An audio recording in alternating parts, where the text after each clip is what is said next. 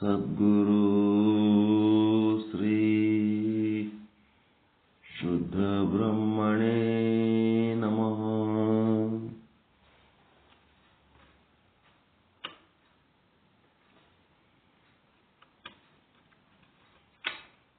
ಸಮಸ್ತ ಶುದ್ಧ ಬ್ರಹ್ಮ ಸ್ವರೂಪರಲ್ಲಿ ಅನಂತ ಅನಂತ ಪ್ರಣಾಮಗಳು.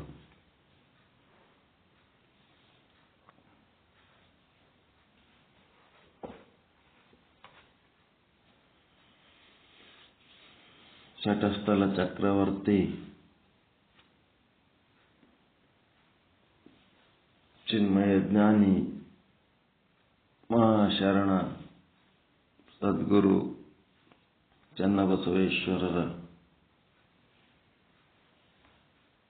ಶಟಸ್ಥಲ ತಲಕಟ್ಟಿನ ವಚನಗಳ ಪೈಕಿ ಭಕ್ತಸ್ಥಲದ ಶಟಸ್ಥಲಗಳನ್ನು ಯಶಸ್ವಿಯಾಗಿ ಪೂರೈಸಿ ಈಗ ಮಹೇಶ ಸ್ಥಳದ ಮಹೇಶ್ವರ ಜ್ಞಾನಿ ಸ್ಥಳ ಅಂತಂದರೆ ಮಹೇಶ್ವರನ ಜ್ಞಾನಿ ಸ್ಥಳದೊಳಗೆ ಎರಡು ಭಾಗ. ಒಂದು ಮಹೇಶ್ವರ ಸ್ಥಳದ ತಾಮಸ ನಿರಸನ ಸ್ಥಳ, ಇನ್ನೊಂದು ಮಹೇಶ್ವರ ಸ್ಥಳದ ನಿರ್ದೇಶನ ಸ್ಥಳ.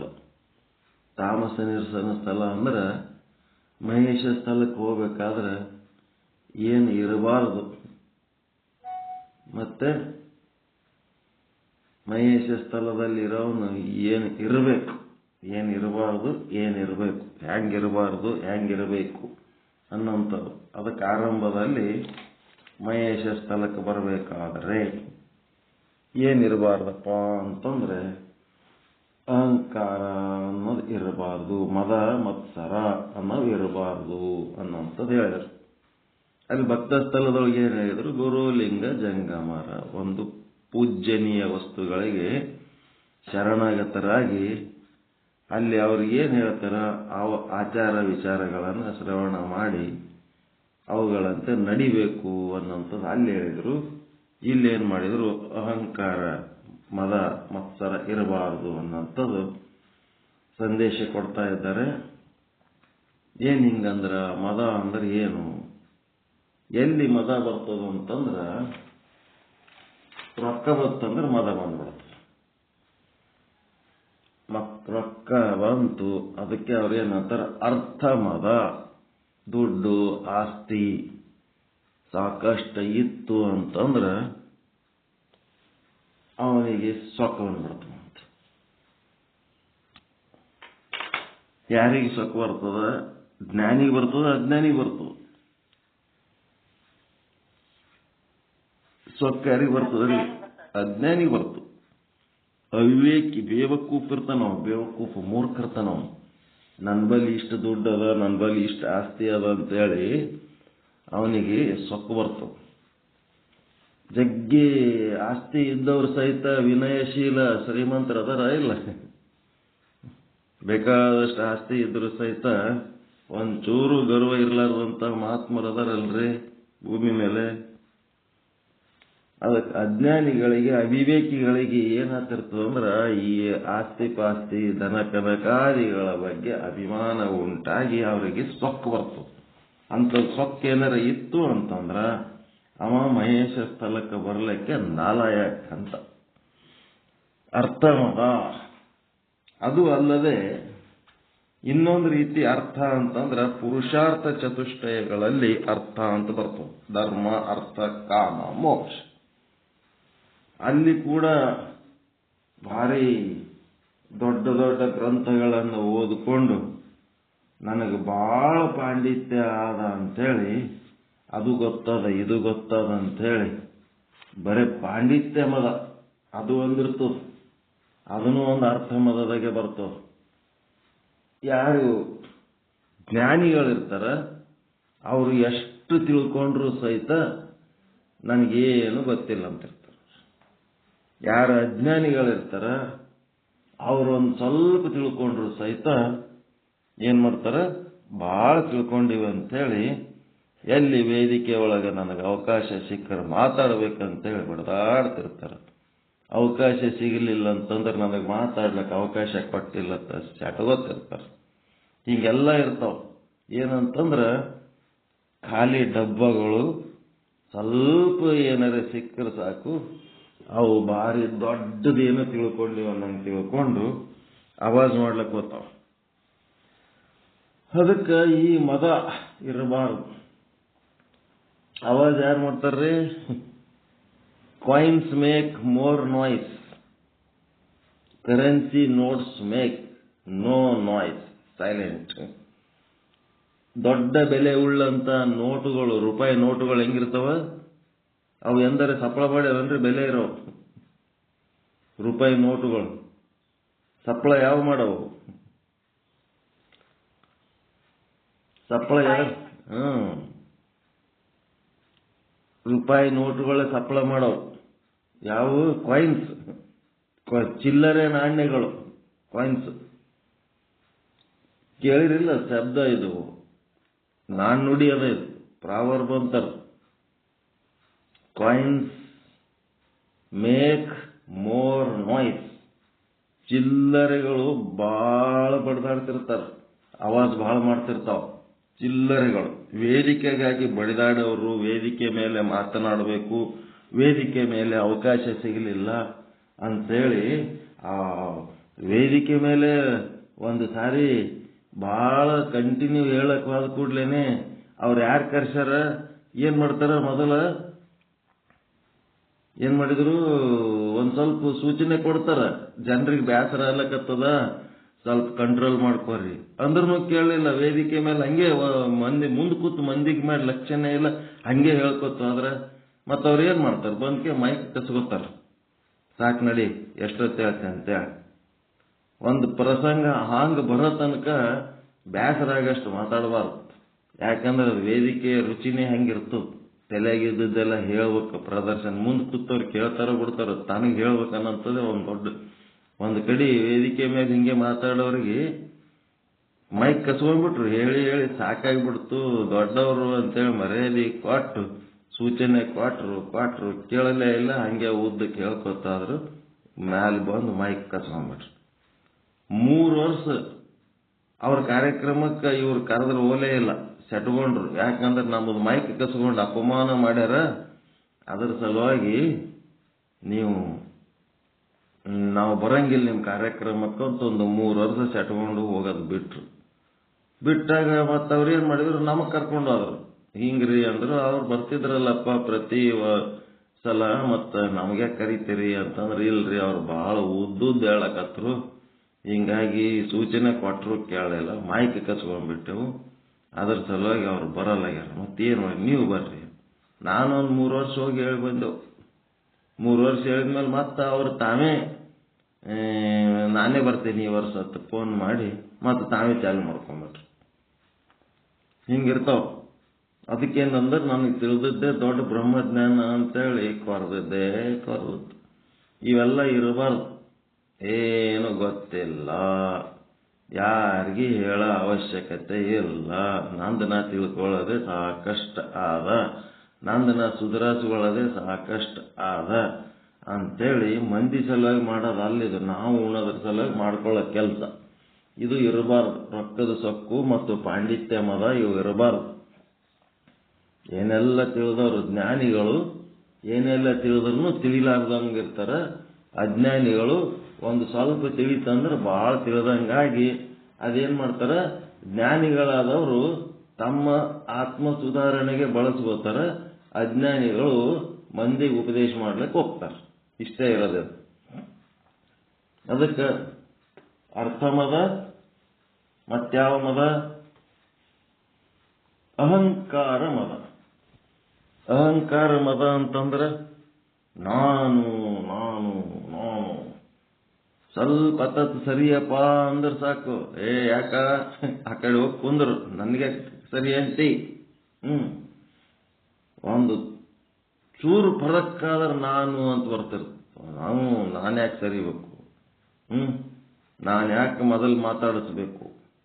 ನಾನು ಎದಕ್ಕೆ ನಮಸ್ಕಾರ ಅನ್ಬೇಕು? ಅವರೇ ನನಗೆ ನಮಸ್ಕಾರ ಅನ್ಬೇಕು, ಅವರೇ ನನಗೆ ಮಾತಾಡಿಸ್ಬೇಕು.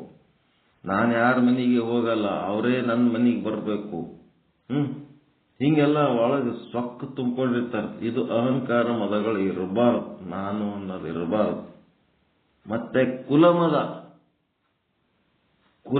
ಅಂತ ಒಂದು ಬರ್ತು. ಅಂಥ ಜಾತಿಯವರು, ಇಂಥ ಜಾತಿಯವರು, ಅಂಥ ಧರ್ಮದವರು, ಇಂಥ ಧರ್ಮದವರು. ಈ ಕುಲದೊಳಗೆ ಭಾಳ ದೊಡ್ಡ ದೊಡ್ಡ ರಾಜಕಾರಣಿಗಳದಾರ, ಭಾಳ ದೊಡ್ಡ ದೊಡ್ಡ ಶ್ರೀಮಂತರದಾರ. ಅಂಥ ಕುಲದಾಗ ನಾನು ಅದೀನಿ ಅಂತೇಳಿ ಕುಲಮದ. ಮತ್ತೆಂತ ಮದ? ಛಲ ಮದ. ಏನೊಂದು ಹಿಡ್ದೇವಂದ್ರೆ ಬಿಡಂಗಿಲ್ರಿ ನಾವು, ಅದು ದಂಡಿಗೆ ಹಚ್ಚೇ ಬಿಡ್ತೀವಿ ಅಂತೇಳಿ ಜಿದ್ದಿಗೆ ಬಿದ್ದು ಕಿರಿಕಿರಿ ಜೀವ ತಾವು ಸಣ್ಣ ಮಾಡ್ಕೊತಾರೆ, ಇನ್ನೊಬ್ರಿಗೆ ಸಣ್ಣ ಮಾಡ್ತಿರ್ತಾರೆ. ಒಂದು ಸರಳವಾದ ಸಹಜವಾದ ಬದುಕು ಮಾಡಲಿಕ್ಕೆ ಆಗಂಗಿಲ್ಲ ಕೆಲವೊಬ್ಬರಿಗೆ, ಜಿದ್ದಿಗೆ ಬಿದ್ದು ಬಿಡ್ತಾರೆ. ಅದಕ್ಕದು ಛಲ ಮದ, ಅರ್ಥ ಮದ, ಅಹಂಕಾರ ಮದ, ಕುಲ ಮದ, ಛಲ ಮದ, ಇಂಥವೆಲ್ಲ ಅಷ್ಟ ಮದಗಳತ್ತು ಬರ್ತಾವ. 8 ರೀತಿ ಮದಗಳು. ಶಾಸ್ತ್ರ ತೆಗೆದು ನೋಡ್ರಿ, ಗೊತ್ತಾಗ್ತದೆ ಏನೇನು ಮದಗಳಿರ್ತಾವ ಅಂತೇಳಿ. ಈ ಎಲ್ಲ ಮದ ಇದ್ರೆ ಸಮಯಾಚಾರ, ಸಮಯೋಚಿತ ಭಕ್ತಿ ಇನ್ನಾರಿಗೆ ಅಳವಡದು ನೋಡ. ಈ ರೀತಿ ಸೊಕ್ಕಿದ್ದವ್ರಿಗೆ ಸಮಯಾಚಾರ ಅಂದ್ರೆ ಏನ್ ತಿಳ್ಕೊಂಡಿರಿ? What is ಸಮಯಾಚಾರ? ಏನಾರ ಅರ್ಥ ಆಯ್ತು? ಸಮಯಾಚಾರ ಅಂದ್ರ ಯಾವ ಸಮಯ?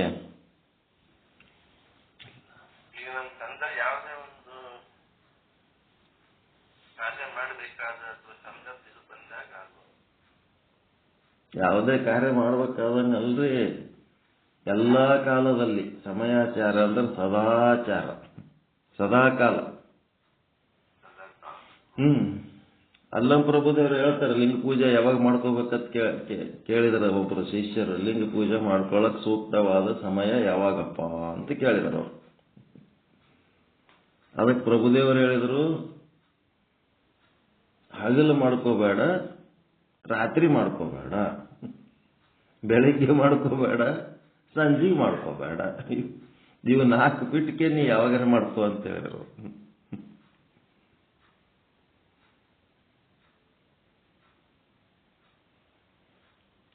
ಹಗಲ, ರಾತ್ರಿ, ಬೆಳಗ್ಗೆ, ಸಂಜೆ, ಇವು 4 ಬಿಟ್ಟು ನೀ ಯಾವಾಗಾರ ಮಾಡ್ಕೋ ಅಂತಂದ್ರು.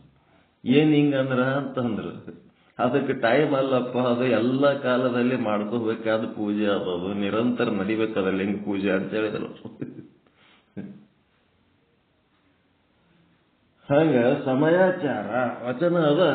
ಬೆಳಿಗ್ಗೆ ಬಿಟ್ಟು, ಬೈಗೆ ಬಿಟ್ಟು, ರಾತ್ರಿ ಬಿಟ್ಟು, ಸಂಜೆ ಬಿಟ್ಟು, ಹಿಂಗೆಲ್ಲ ಬ್ಯಾರೆ ಇವೆಲ್ಲ ಸಮಯದ ತೆಗಿಯೋದು. ಸಮಯ ತೆಗೆದು ಈ ಸಮಯಕ್ಕೆ ಲಿಂಗ ಪೂಜೆ ಮಾಡ್ಕೋಬೇಕನ್ನೋದು ತೆಗಿಯೋದು.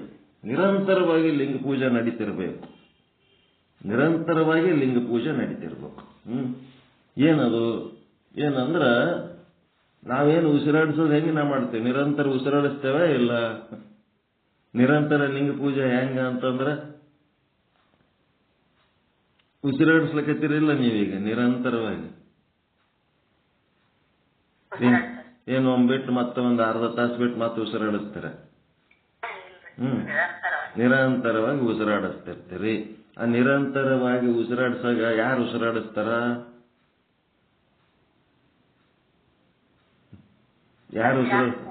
ಯಾರು ಉಸಿರಾಡಿಸ್ಲಿಕ್ಕತ್ತೀರಿ? ನಾನೇ. ಯಾಂತ ನಾನು? ಲಕ್ಷಾರ್ಥದ ನಾನು, ವಾಚ್ಯಾರ್ಥದ ನಾನಲ್ಲ. ಒಳಗ ನಾನು ಅದೀನಿ ಅಂತೇಳಿ ಈ ಶರೀರ ಉಸಿರಾಡಿಸ್ಲಕತ್ತದ. ಒಳಗ ನಾನು ಇದ್ದದಕ್ಕ ಈ ಶರೀರ ಉಸಿರಾಡಿಸ್ಲಕತ್ತದ. ನಾನೇ ಇಲ್ಲ ಅಂತಂದ್ರೆ ಶರೀರ ಹೆಂಗೆ ಉಸಿರಾಡಿಸ್ತದ? ಶರೀರದೊಳಗಿನ ಉಸಿರಾಟ ಎದರಿಂದ ನಡೆದದ? ನನ್ನಿಂದ ನಡೆದದ, ಹೌದಾ ಇಲ್ಲ? ಹೀಗಾಗಿ ಈ ಒಂದು ಆಭಾಸ ಜೀವ ಆದವನು ಏನ್ ಮಾಡ್ಬೇಕಪ್ಪ ಅಂತಂದ್ರೆ, ನೀನು ಒಳಗದಿ ಅಂತ ಹೇಳಿ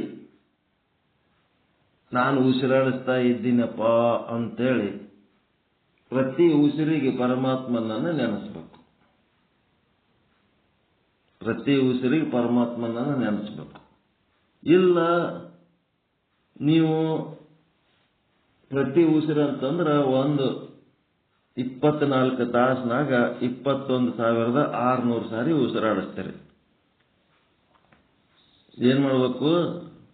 24 ಗಂಟೆ ಗುಣಿಲೆ 60 ನಿಮಿಷ ಗುಣಿಲೆ 60 ಸೆಕೆಂಡು 24 ಗುಣಿಲೆ 60 ಗುಣಿಲೆ 60 ಮಾಡಿ ಕೆಳಗೆ ಏನ್ ಮಾಡ್ಬೇಕು? 4ರಲ್ಲೇ ಭಾಗಾಕಾರ ಮಾಡ್ಬೇಕು. 4 ಏನಂದ್ರೆ 2 ಸೆಕೆಂಡ್ ಉಸಿರು ಒಳಗೆ ತಗೊಳಕ 2 ಸೆಕೆಂಡ್ ಉಸಿರು ಹೊರಗೆ ಬಿಡೋದಕ್ಕೆ. ಹಿಂಗೆ ಮಾಡಿದ್ರೆ 2 ಸೆಕೆಂಡ್ ಒಳಗೆ 2 ಸೆಕೆಂಡ್ ಹೊರಗೆ ಬಿಟ್ರೆ ಏನಾಗ್ತದಂದ್ರೆ 21,600 ಬರ್ತದೆ. ಅಂದ್ರೆ ಒಂದು 4 ಸೆಕೆಂಡಿಗೆ ಒಂದು ಉಸಿರು ಅಂತ ಹಿಡ್ಕೊಂಡ್ಬಿಟ್ರೆ 24 ತಾಸಿನೊಳಗೆ ಏನಾಯ್ತು? 21,600 ಸಾರಿ ಉಸಿರಾಡಿಸ್ತೀರಿ. ಪ್ರತಿಯೊಂದು ಉಸಿರು ಒಳಗ ಆತ್ಮ ಅದನಂತೇಳಿ ಉಸಿರಾಡಿಸ್ತಾರೆ, ಏನು ಆತ್ಮ ಇಲ್ಲ ಅಂತ ಉಸಿರಾಡಿಸ್ತಾರೆ? ಆತ್ಮ ಇಲ್ಲ ಅಂದ್ರೆ ಉಸಿರಾಡಿಸ್ಲಕ್ ಸಾಧ್ಯನಾ?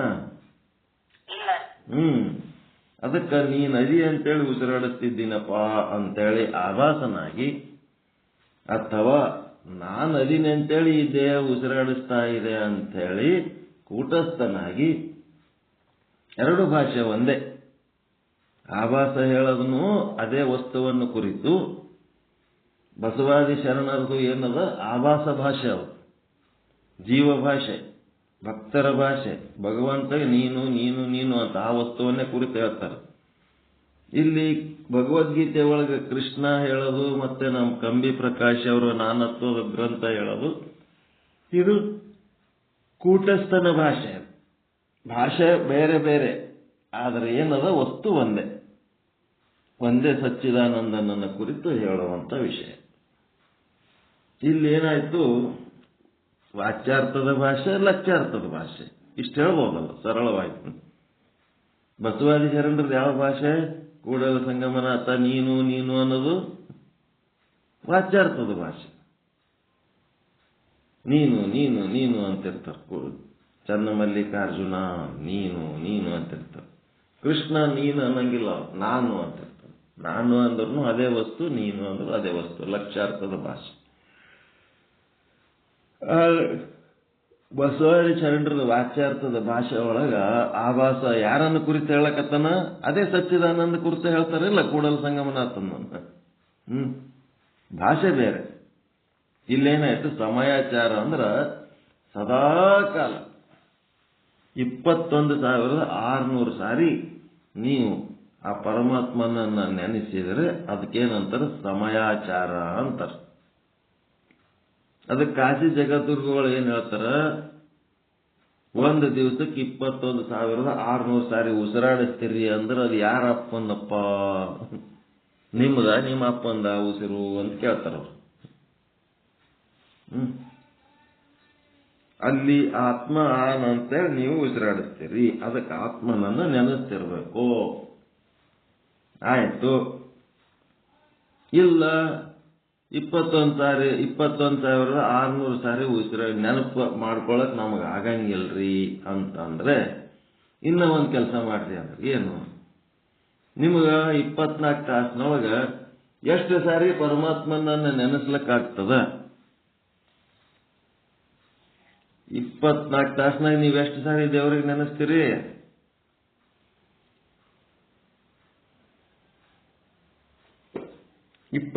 ತಾಸಿನೊಳಗ ನೀವು ದೇವರನ್ನ ಎಷ್ಟು ಸಾರಿ ನೆನೆಸ್ತೀರಿ? ಎಷ್ಟೊತ್ತು ನೆನೆಸ್ತೀರಿ ಹೇಳ್ರಿ? ಸುಳ್ಳು ಹೇಳ್ಬೇಡ್ರಿ.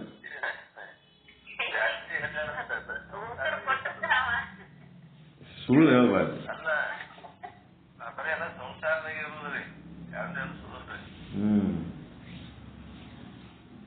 ಸಂಸಾರದಾಗೆ ಇರ್ದು ಯಾವಾಗಾರ ಒಂದ್ ಸಾರಿ ನೆನೆಸ್ತೀರಿ. ಪೂಜೆ ಮಾಡ್ಕೊಳ್ಳಾಗ, ಸತ್ಸಂಗ ನಡೆದಾಗ, ಧ್ಯಾನ ಮಾಡಾಗ, ಸ್ವಾನುಭಾವ ಸ್ವಾಧ್ಯಾಯ ಮಾಡುವಾಗ ಅವಾಗ ಅಷ್ಟೇ ಅವ ನೆನಪು ಬರ್ತಾವ. ಬೇರೆ ಟೈಮ್ನಾಗ ನೆನ್ಸಂಗಿಲ್ಲ. ಅದಕ್ಕೆ ಅವ್ರು ಏನ್ ಹೇಳ್ತಾರ? ಎಷ್ಟೊತ್ತು ನೆನೆಸ್ತೀರಿ ಅಷ್ಟೊತ್ತೇ ಉಸಿರಾಡಿಸ್ರಿ. ಯಾವಾಗ ಅವನಿಗೆ ಮರಿತೀರಿ ಅವಾಗ ಉಸಿರಾಡಿಸ್ಬೇಡ್ರಿ ಅಂತಾರ. ಅಂದ್ರೆ ಸಾಯಿರಿ ಅಂತ. ನೀವು ಬದುಕಿದ್ದು ಉಪಯೋಗ ಇಲ್ಲ, ವೇಸ್ಟ್. ಅವನು ಮರತ್ರಿ ಅಂತಂದ್ರೆ ನೀವು ಉಸಿರೇ ಆಡಿಸ್ಬೇಡ್ರಿ, ಸತ್ತವ್ರಿ ಅಂತ ಅಷ್ಟೇ. ವೇಸ್ಟ್ ನನ್ನ ಮಕ್ಕಳದಿರಿ ನೀವು ಅಂತ. ನೀವು ಅವನಿಗೆ ಮರೆತು ಏನು ಉಸಿರಾಡಿಸ್ಲಕತ್ತೀರಲ್ಲ, ಇದು ಏನಂತಂದ್ರೆ ಇದು ಅಪ್ಪ ಹುಟ್ಟಿದ ಉಸಿರುಗಳ ಅಲ್ಲಿವು. ಈ ಉಸಿರುಗಳು ಅವನಿಗೆ ಮರೆತು ಉಸಿರಾಡಿಸಿದ್ವಿ, ಯಾವ ಅಪ್ಪ ಹುಟ್ಟಿದ ಅಲ್ಲಿವು. ಅಪ್ಪನ ನೆನೆಸಿ ಯಾವ ಉಸಿರಾಡಿಸ್ತೀರಿ ಅಷ್ಟೇ ಅಪ್ಪ ಹುಟ್ಟಿದ್ವು, ಉಳಿದು ಎಲ್ಲ ಓಸೋ ಯಾರು ಹುಟ್ಟಿದ್ವಿ ನಾವು. ಹಾಗದ. ಅದಕ್ಕೆ ಅವೇನಾಗ್ತಾವ, ಅವೇ ನಮ್ಗೇನ್ ಮಾಡ್ತಾವ ಅಂದ್ರ ಪಾಪ ಕರ್ಮಗಳಾಗಿ ಕುಂದಿರ್ತಾವ. ಅವನಿಗೆ ಮರೆತು ಬದುಕ್ತಿವಲ್ಲ, ಅದೇ ಪಾಪ ಕರ್ಮಗಳಾಗಿ ಕುಂದಿರ್ತಾವ. ಅದಕ್ಕ ಇಲ್ಲಿ ಏನದ ಅಂದ್ರೆ ಸಮಯಾಚಾರ, ಸಮಯೋಚಿತ ಭಕ್ತಿ.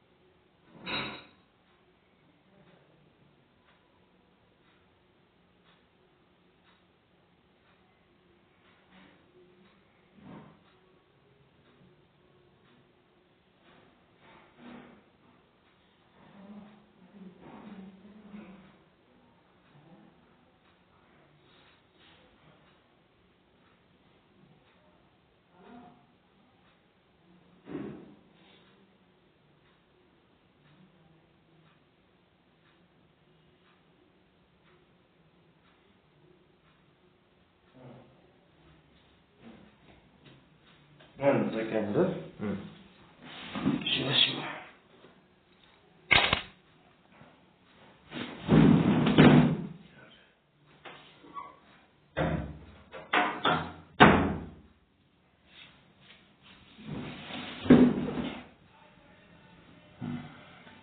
ಅದಕ್ಕೆ ಸಮಯಾಚಾರ ಅಂತಂದ್ರೆ ಅರ್ಥ ಆಗಿರ್ಬೇಕು ಈಗ ನಿಮಗೆ. ನಿರಂತರ ಭಗವಂತನ ಸ್ಮರಣೆ ಅಥವಾ ಭಗವಂತನ ಸ್ವರೂಪ ಅನುಸಂಧಾನ. ಜ್ಞಾನಿ ಮಾಡೋದೆವದು ಭಗವಂತನ ಅನುಸಂಧಾನದಲ್ಲಿ, ಭಗವಂತನ ಸ್ವರೂಪ ಅನುಸಂಧಾನದಲ್ಲಿ ಇರೋದು. ಅಹಂ ಬ್ರಹ್ಮಾಸ್ಮಿ ಅಂತೇಳಕ್ಕೆ ಎಷ್ಟೊತ್ತಿರ್ತೀರಿ ನೀವು? ನಾ ಬ್ರಹ್ಮ ಇದೀನಿ ಅಂತೇಳಿ, ಮತ್ತು ಪರಮಾತ್ಮ ನಿನ್ಲಿಂದ ಎಲ್ಲ ನಡೆದದು ಅಂತ ಹೇಳಕ್ಕೆ ಎಷ್ಟೊತ್ತು ಮಾಡ್ತೀರಿ? ಅವನ್ನ ನೆನೆಸ್ಕೋತಿರ್ತೀರಿ. ಹಿಂಗೆಲ್ಲ ಅದ ಮಾಡ್ರಿ.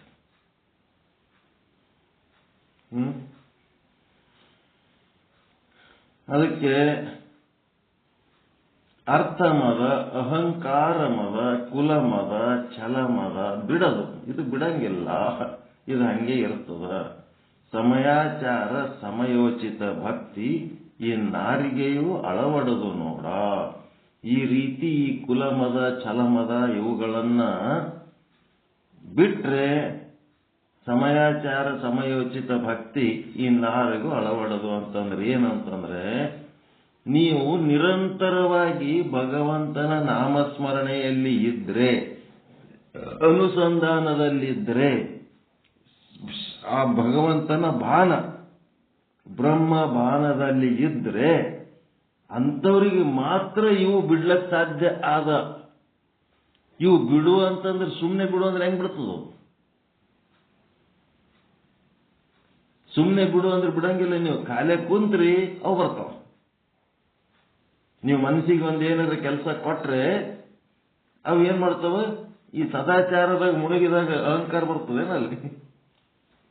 ಈಗ ಸತ್ಸಂಗ ಮಾಡ್ಲಿಕ್ಕತ್ತದಲ್ರಿ, ನೀವು ಮಾಡಾಕ ನಿಮ್ಗೆ ಏನಾರ ಒಳಗೆ ಹೊಟ್ಟೆ ಕಿಚ್ಚು, ಸೊಕ್ಕು, ಅದೇನು ಅರ್ಥ ಮದ, ಏನೇನದಲ್ಲ ಕುಲ ಮದ, ಛಲ ಮದ, ಅವು ಏನಾರ ಇಲ್ಲಿ ಬರ್ಲಕತ್ತವೇನೀಗ? ಬರಂಗಿಲ್ಲ. ಯಾಕಂತಂದ್ರೆ ಇಲ್ಲಿ ಸಮಯಾಚಾರದಲ್ಲಿ ಅದಿರಿ ನೀವು. ಈ ಸಮಯದಲ್ಲಿ ನೀವು ಆಚಾರದಲ್ಲಿ ಇರುವ ಕಾರಣ ಏನಾಗಲಕತ್ತದ? ಈ ಆಚಾರದಲ್ಲಿರುವ ಕಾರಣ ಅವು ಯಾವ ನಿಮ್ಮ ಸಮೀಪ ಬರ್ತಾ ಇಲ್ಲ. ಇವು ಏನು ಮಾಡ್ಲಾರ್ದೆ ನೀವು ಸಮಯಾಚಾರದಲ್ಲಿ ಇರ್ಲಾರ್ದೆ ನೀವು ಸೀದಾ ಅವಕ್ಕೆ ಬಿಡು ಅಂದ್ರೆ ಅವು ಎಲ್ಲಿ ಬಿಡ್ತಾವ? ಅವು ಇವು ಬಿಡಂಗಿಲ್ಲ. ಸಮಯಾಚಾರ ಸಮಯೋಚಿತ ಭಕ್ತಿ ಇನ್ನಾದಿಗೆ ಒಳಪಡದು ನೋಡ. ಮಲಿನದ ಮಾರಿಯ ಮಿಂಚಿನ ಢಾಳಕರಿಗೆ ಸಮಯಾಚಾರದ ಭಕ್ತಿ ಎಲ್ಲಿ ಯಾವುದೋ? ಅಯ್ಯ ಕೂಡಲ ಚನ್ನ ಸಂಗಮ ದೇವ. ಒಳಗ ಇವೆಲ್ಲ ಇಟ್ಕೊಂಡು ಮ್ಯಾಲ ಏನ್ ಮಾಡ್ತಿರ್ತಾರ? ಭಾರಿ ಭಕ್ತರಂಗ, ಭಾರಿ ಜ್ಞಾನಿಯಂಗ ಮಿಂಚಿನ ಢಾಳಕರು ಅಂದ್ರೆ ಹೊರಗೆ ತೋರಿಸ್ಕೊಳ್ಳೋರು, ಔಟ್ಸೈಡ್ ಎಕ್ಸ್ಟರ್ನಲ್ ಶೋ ಮಾಡೋರು. ಮಿಂಚಿನ ಢಾಳಕರಿಗೆ ಸಮಯಾಚಾರದ ಭಕ್ತಿ ಎಲ್ಲಿ ಹೌದೋ? ಅಯ್ಯ ಕೂಡಲ ಚನ್ನ ಸಂಗಮ ದೇವ. ಹೆಂಗದ ನೋಡ್ರಿ ಇದು. ಸಮಯಾಚಾರದಲ್ಲಿಂತನೇ ನಿಮ್ಗೆಲ್ಲ ಸಮಸ್ಯೆ ಬಗೆಹರಿಯದು. ಸಮಯಾಚಾರದ ಬಗ್ಗೆ ಆ ಶಬ್ದ ಚಂದ ತಿಳ್ಕೋಬೇಕು.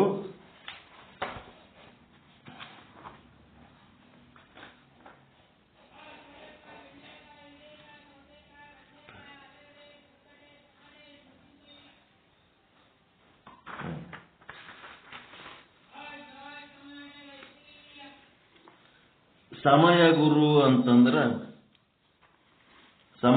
ಅಂತಂದ್ರ ಸದಾ ಕಾಲ ಏನ್ ಮಾಡ್ತಾನ? ನಿಮ್ಮನ್ನ ಸದಾಚಾರದಲ್ಲಿ ಇಡುವಂತ ಗುರು, ಒಳ್ಳೆ ಆಚಾರದಲ್ಲಿ ನಿಮಗ ತಗೊಂಡು ಹೋಗಂತ ಗುರು ಸಮಯ ಗುರು. ಮತ್ತೆ ನಾನು ಏನ್ ಮಾಡ್ಲಿಕ್ಕತ್ತೀನಿ? 24 ತಾಸು 24x7 ನಿಮ್ಮನ್ನ ಶುದ್ಧ ಬ್ರಹ್ಮ ಸ್ವರೂಪ ಅನುಸಂಧಾನದಲ್ಲಿ ತೊಡಗಿಸ್ಕೋಬೇಕು ಅಂತೇಳಿ ಪ್ರಯತ್ನ ಮಾಡ್ಲಕತ್ತೀನೇ ಇಲ್ಲ ನಾನು. ಮುಂಜಾನೆ ಮಧ್ಯಾಹ್ನ ಸಂಜೆಗೆ ಅಷ್ಟೇ ಮಾಡ್ಕೆ ನಡ್ಬರ್ಕೆ ಏನ್ ಬೇಕಾದ್ ಮಾಡ್ರಿ ಅಂತ ಹೇಳಕತ್ತೀನಿ ನಾನು. ಎಲ್ಲಾ ಕಾಲದಲ್ಲಿ ನಿಮಗೆ ಕೆಲಸ ಹಚ್ಚಿನೇ ಇಲ್ಲ. 24 ತಾಸಿನಾಗ 48 ತಾಸಿನ ಕೆಲಸ ಹಚ್ಚೀನಿ. ನೀವು ಮಾಡ್ಲಿಲ್ಲ ಅಂದ್ರೆ ನಾನೇನ್ ಮಾಡ್ಲಿಕ್ಕಾಗ್ತು? ಸಮಯ ಗುರು ಹೌದಾ ಅಲ್ಲ ನಾನು? ನಿಶ್ಚಲದಾಸ. ಮತ್ತೆ ಸಮಯ ದೀಕ್ಷೆ. ಸಮಯ ದೀಕ್ಷೆ ಅಂತಂದ್ರೇನು?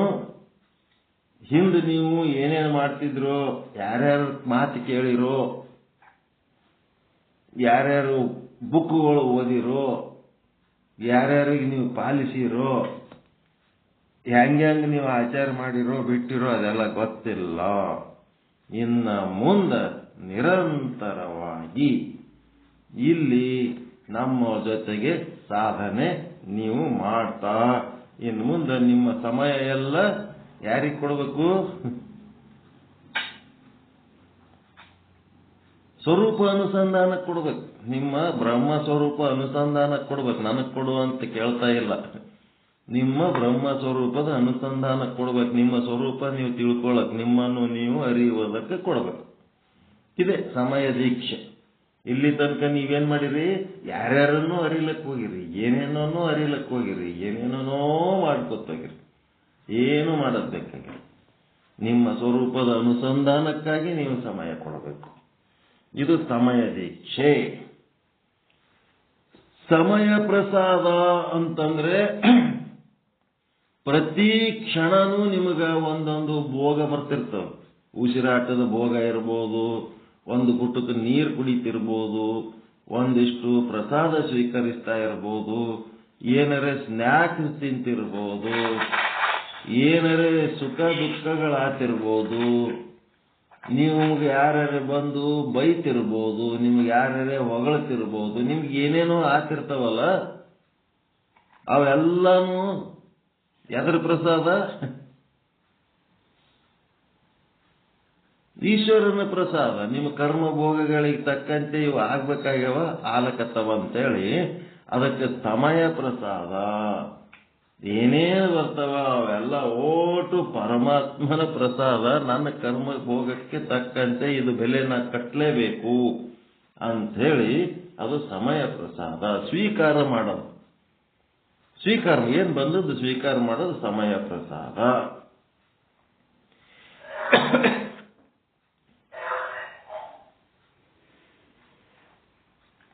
ಮತ್ತೆ ಏನ್ ಸೌಂಡ್ ರೀ ಅದು? ಸೌಂಡ್ ಕೇಳಿಸ್ತದ ಇಲ್ಲ?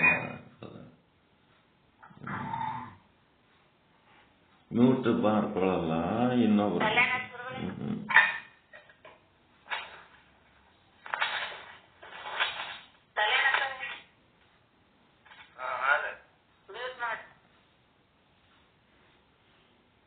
ಸಮಯ ಸಮಯ ಅಂದ್ರೆ ಆಚಾರ ಅಂತ ತಿಳ್ಕೊಂಡ್ಬಿಡ್ರಿ. ಒಟ್ಟ ಸಮಯ ಅಂತಂದ್ರೆ ಆಚಾರ. ಸ್ವರೂಪ ಅನುಸಂಧಾನವೇ ನಮ್ಮ ಆಚಾರ, ಮತ್ತಿನ್ನೇನಿಲ್ಲ. ನನ್ನ ಅಹಂ ಬ್ರಹ್ಮಾಸ್ಮಿ ಅನ್ನೋ ಸ್ವರೂಪ ಅನುಸಂಧಾನ. ನಿಮಗದು ಸ್ವರೂಪದ ಅನುಸಂಧಾನ ತೊಂದರೆ ಆಗ್ಲಿಕ್ಕಿತ್ತಂದ್ರೆ ಪರಮಾತ್ಮನ ಅನುಸಂಧಾನ. ಭಕ್ತನಾಗಿ ಪರಮಾತ್ಮನನ್ನ ನೆನೆಸ್ರಿ, ಜ್ಞಾನಿಯಾಗಿ ನಿಮ್ಮೊಳಗಿನ ನಿಮ್ಮ ಸ್ವರೂಪವನ್ನಾದರೂ ನೆನೆಸ್ಕೊಳ್ರಿ. ಎರಡರಾಗ ಒಂದು. ಭಕ್ತನಾಗಿ ಪರಮಾತ್ಮನ ನೆನೆಸ್ರಿ, ಇಲ್ಲ ಶಿಷ್ಯನಾಗಿ ಗುರುವನ್ನ ನೆನೆಸ್ರಿ, ಇಲ್ಲ ಜ್ಞಾನಿಯಾಗಿ ನಿಮ್ಮ ಸ್ವರೂಪವನ್ನ ನೀವು ಅನುಸಂಧಾನ ಮಾಡ್ಕೊಳ್ರಿ. ನೀವು ಅದನ್ನ ಮಾಡುವುದಕ್ಕೆ ಅನುಸಂಧಾನಕ್ಕಾಗಿ ನೀವು ಲಿಂಗ ಪೂಜೆ ಮಾಡ್ಕೋಬಹುದು, ದೇವ್ರ ಗುಡಿಗೆ ಹೋಗ್ಬೋದು, ಸತ್ಸಂಗ ಮಾಡಬಹುದು, ಮತ್ತೆ ಗ್ರಂಥ ಹಿಡ್ಕೊಂಡು ಓದ್ಕೋತ ಕುಂದಿರ್ಬೋದು, ಮತ್ತೆ ನೀವು ಏನ್ ಬೇಕಾದ್ ಮಾಡ್ಕೋ, ಜಪ ತಪ ತಪಸ್ಸು ಧ್ಯಾನ ಏನೇನ್ ಮಾಡ್ತೀರಿ ಎಲ್ಲಾನು ನೀವು ಮಾಡ್ಬೋದು. ಮಾಡುವಾಗ ಏನ್ ಬರ್ತಿರ್ತದ ಮನಸ್ಸಿನಾಗ ಅಂದ್ರೆ, ಇವತ್ತೊಂದಿನ ಸತ್ಸಂಗ ಬಿಟ್ರೆ ಏನಾಯ್ತು, ಮಕ್ಕಳ ನಡಿ ಅಂತಿರ್ತದ ಮನಸ್ಸು, ಮುಂಜಾನೆ ಹೇಳದೆ ಬೇಡ. ಹಂಗ ನೀವು ಏನಾರ ಬಿಟ್ರಿ ಅಂತಂದ್ರ ಅದಕ್ಕೇನಂತಾರಂದ್ರ ಸಮಯ ತ್ಯಾಗ ಅಂತಾರ. ಅದಕ್ಕೆ ಸಮಯ ತ್ಯಾಗ ಅಂತಂದ್ರ ನೀವು ಮಾಡುವ ಕರ್ತವ್ಯ ಬಿಟ್ಟು ಆ ಪರಮಾತ್ಮನ ಅನುಸಂಧಾನವನ್ನ ಅಲಕ್ಷ್ಯ ಮಾಡಿದ್ರೆ ಅಂದ್ರೆ ಅದು ಸಮಯ ತ್ಯಾಗ. ಬಿಟ್ಟಂಗ, ಅದು ಅಲಕ್ಷ್ಯ ಮಾಡಿದಂಗ. ಅದಕ್ಕೆ ಅನ್ಯ ಮನಸ್ಕರಾಗಿ ಮಾಡಬೇಕಾದ ಕರ್ತವ್ಯಗಳನ್ನ ಮಾಡದೇ ಇರುವುದು ಏನದು ಸಮಯ ತ್ಯಾಗ. ಹಿಂಗಾಗಿ ಸಮಯ ಅಂತಂದ್ರೆ ಯಾವುದೋ ಒಂದು ವಿಧಾನದಿಂದ ಪರಮಾತ್ಮನ ತೆಕ್ಕೆಯಲ್ಲಿರುವುದಕ್ಕೆ ಸಮಯ ಸಮಯ ಅಂತಾರೆ. ಇಂಥ ಸಮಯಾಚಾರ ಯಾರು ಇದು ಪ್ರಯತ್ನ ಬರ್ತದ ಇಲ್ಲ? ಸಮಯಾಚಾರ ಪ್ರಯತ್ನ ಮಾಡಿದ್ರೆ ಬರ್ತದಿಲ್ರಿ? ಪ್ರಯತ್ನ ಮಾಡ್ಬೇಕು. ಇದು ನೀವು ಮಾಡೋ ಪ್ರಯತ್ನ ನಾನು ಹೆಂಗ್ ಮಾಡಕ್ ಬರ್ತದೆ? ನಿಮ್ಮ ಪಾತ್ರ ನೀವು ವಹಿಸ್ಬೇಕಪ್ಪ. ಪ್ರಯತ್ನ ಪಟ್ಟು ಮರ್ತರಿ ಇದೇ ಮತ್ತೆ ಎಕಡೆ ಹೋಗಿರೋ ಮನಸ್ಸೇ ಬಾ ಅಂತೇಳಿ ಮತ್ತೆ ಕರೆದು ಮತ್ತೆ ಪರಮಾತ್ಮನ ಅನುಸಂಧಾನ ಒಂದು ಮಂತ್ರದ ಮೂಲಕವೋ, ಒಂದು ನೆನಹಿನ ಮೂಲಕವೋ, ಒಂದು ಗುರು ಹೇಳಿದ ಜ್ಞಾನದ ವಾಕ್ಯದ ಮೂಲಕವೋ ಒಟ್ಟ ಅದು ಅನುಸಂಧಾನದಾಗ ಇರಬೇಕು. ಅಹಂ ಬ್ರಹ್ಮಾಸ್ಮಿ, ನಾ ಬ್ರಹ್ಮ ಅದೀನಿ, ನಾನು ಶಿವೋಹಂ, ನಾ ಶಿವ ಅದೀನಿ. ಶಿವ ಅಂದ್ರೆ ಹ್ಯಾಂಗದೀನಿ, ಏನದೀನಿ, ಶಿವ ಅಂದ್ರೆ ನಾನು ಏನಿರ್ಬೇಕು, ಹ್ಯಾಂಗಿರ್ಬೇಕು, ಇವೆಲ್ಲ ಚಿಂತನೆಗಳು ಮಾಡ್ಕೋತ ಹ್ಯಾಂಗಿರ್ಬೇಕು, ನಾ ಹ್ಯಾಂಗದೀನಿ, ಮತ್ತ ಹ್ಯಾಂಗಿದ್ದದ್ದು ಇದು ಸರಿನಾ ತಪ್ಪಿದ್ರೆ ಸುಧಾರಿಸ್ಕೋಬೇಕು, ಹ್ಯಾಂಗಿರ್ಬೇಕು ಅಷ್ಟದಿನಲ್ಲ ಅದಕ್ಕೆ ಸಂತೋಷ ಪಡಬೇಕು, ಇನ್ನ ಏನೇನು ಆಗ್ಬೇಕು ಅದ್ರ ಬಗ್ಗೆ ಸಾಧನೆ ಮಾಡಬೇಕು. ಇವೆಲ್ಲ ಅನುಸಂಧಾನದಾಗೆ ಬರ್ತಾವೆ. ಇವೆಲ್ಲ ಈ ಅನುಸಂಧಾನ ಮಾಡ್ತಾ ಮಾಡ್ತಾ ಮಾಡ್ತಾ ಮಾಡ್ತಾ ಏನ್ ಮಾಡ್ಬೇಕು, ಯಾವುದೋ ಒಂದು ರೀತಿಯಲ್ಲಿಂತ ಆ ಬ್ರಹ್ಮನ ಒಂದು ತೆಕ್ಕೆ ಒಳಗೆ ನೀವು ಇದ್ರಿ ಅಂತಂದ್ರೆ ಏನಾಗ್ತದ, ಈ ಅರ್ಥಮದ ಮತ್ಯಾವ ಮದಗಳವಲ್ಲ, ಧನಮದ, ಚಲಮದ, ಕುಲಮದ, ಈ ಮದಗಳು ನಿಮ್ಮ ಸಮೀಪಕ್ಕೆ ಬರಂಗಿಲ್ಲ.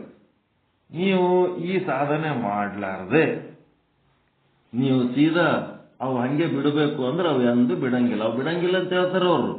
ಅವು ಹೋಗಂಗಿಲ್ಲ. ಅವು ಹೋಗ್ಬೇಕಾದ್ರೆ ಏನ್ ಮಾಡಬೇಕು, ಸಮಯಾಚಾರ ಸಾಧನೆ ಮಾಡಬೇಕು.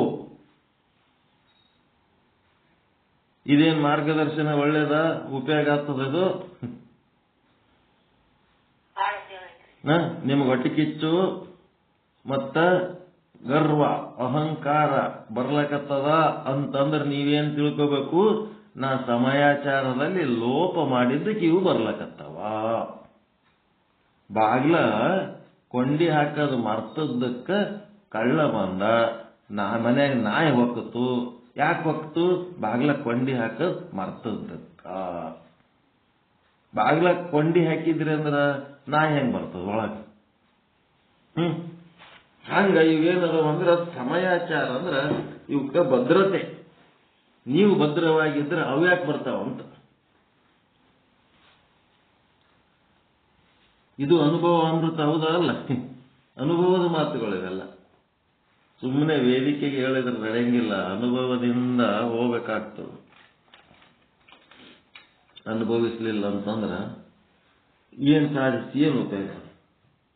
ಏಸು ವರ್ಷ ಮಾಡಿನ ಏನು ಉಪಯೋಗ?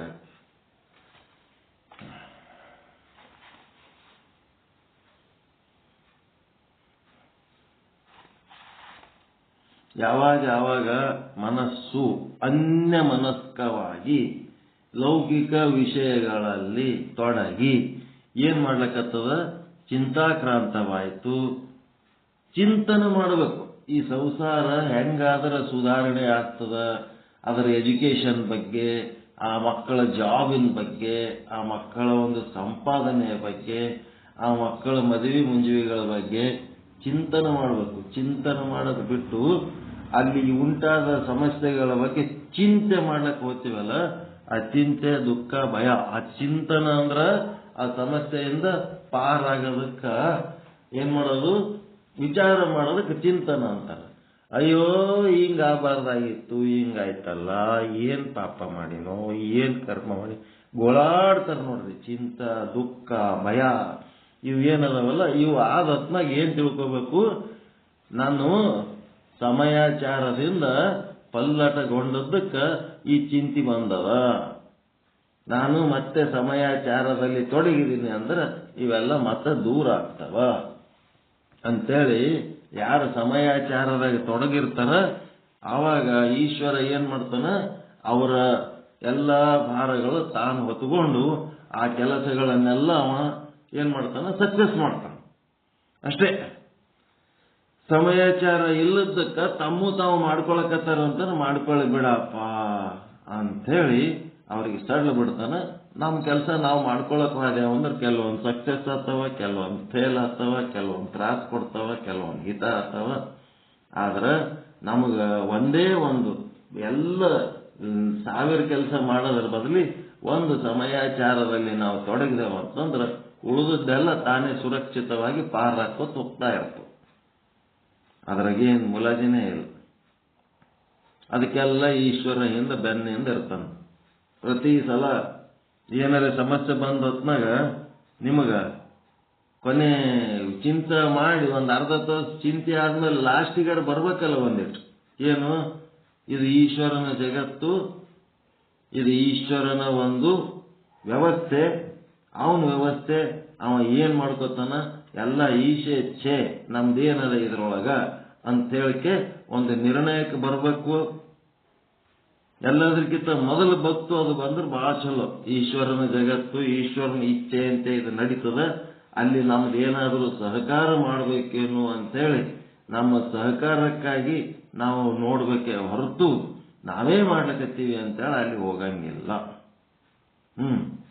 ನಾವೇ ಮಾಡ್ಲಕತ್ತೀವಿ ಅನ್ಕೊಳ್ಳಂಗಿಲ್ಲ. ನಾವೇ ಮಾಡ್ಲಕತ್ತೀವಿ ಅಂತಂದ್ರ ಸಮಯಾಚಾರದಿಂದ ಪಲ್ಲಟಗೊಂಡಂಗ. ನಿಮ್ಮೊಳಗಿನ ಚೈತನ್ಯ ಆದಂತೇಳಿ ಇವೆಲ್ಲ ಮಾಡ್ಲಕತ್ತೀರಿ. ನೀವೇನ್ ಮಾಡ್ಲಕತ್ತೀರಿ? ಒಳಗಿನ ಚೈತನ್ಯನೇ ಇದ್ದಿದ್ದಿಲ್ಲ ಅಂದ್ರೆ ನೀವೇನ್ ಮಾಡ್ಲಕ್ ಸಾಧ್ಯ? ಹಿಂಗ ತಿಳ್ಕೊಂಡು ಸಮಯಾಚಾರಿಗಳಾದ್ರೆ ಸುರಕ್ಷಿತವಾಗಿರ್ತೀರಿ. ಸಮಯಾಚಾರ ಅಂದ್ರೆ ಎಲ್ಲೋ ಮರ್ತೀರಿ, ಮರ್ತದಕ್ಕೆ ಈ ಸಮಸ್ಯೆ ಆಗ್ಯದ ಅಂತ. ಒಳ್ಳೆ ಮಾರ್ಗದರ್ಶನ ಅದಲ್ರಿ ಇದ್ರಾಗ ಸಮಯಾಚಾರದ ಬಗ್ಗೆ. ನಮ್ಮ ಜೀವನದ ಕಷ್ಟಗಳಿಗೆ ಕಾರಣ ಯಾವುದು? ಸಮಯಾಚಾರದಿಂದ ಅನ್ಯ ಮನಸ್ಕರಾಗಿರುವುದೇ ಕಾರಣ. ಸಮಯೋಚಿತವಾಗಿ ಸಮಯಾಚಾರದಲ್ಲಿರುವವನಿಗೆ ಯಾವ ಸಮಸ್ಯೆಗಳು ಬರಂಗಿಲ್ಲ. ಬಂದರೂ ಕೂಡ ಅವನಿಗೆ ಸಂಬಂಧ ಇಲ್ಲ. ನೋಡ್ತಾ ಇರೋದು ಯಾರು? ಸಮಯಾಚಾರಿ ಹೆಂಗಿರ್ತದ? ಬ್ರಹ್ಮವೇತ್ಯ ಸಮಯಾಚಾರಿ ಲಕ್ಷಣ ಏನಿರ್ತದ? ನೋಡ್ತಾ ಇರೋದು ನನ್ನ ಕಣ್ಣು, ನಾನಲ್ಲ. ನೋಡ್ತಾ ಇರೋದು ನನ್ನ ಕಣ್ಣು, ನಾನಲ್ಲ. ನಾನು ನೋಡ್ತಾ ಇಲ್ಲ, ನನ್ನ ಕಣ್ಣು ನೋಡ್ಲಕ್ಕತ್ತದ. ಅದು ಇಂದ್ರಿಯ ವ್ಯಾಪಾರ. ಮಾಡ್ತಾ ಇರೋದು ನನ್ನ ಕೈಯ, ನಾನಲ್ಲ. ಕೈ ವ್ಯಾಪಾರ ಏನದ? ಅಲ್ಲಿ ಏನು ಕೆಲಸ ಮಾಡ್ತದೆ ಜಗತ್ತಿನೊಳಗೆ? ನಾನು ಕೆಲಸ ಮಾಡ್ತಾ ಇಲ್ಲ, ನಾನು ನೋಡ್ತಾ ಇಲ್ಲ, ನಾನು ಕೇಳ್ತಾ ಇಲ್ಲ. ಕೇಳ್ತಾ ಇರೋದು ನನ್ನ ಕೈಯ, ನನ್ನ ಕಿವಿ. ನಡೀತಾ ಇರೋದು ನನ್ನ ಕಾಲು, ನಾನಲ್ಲ.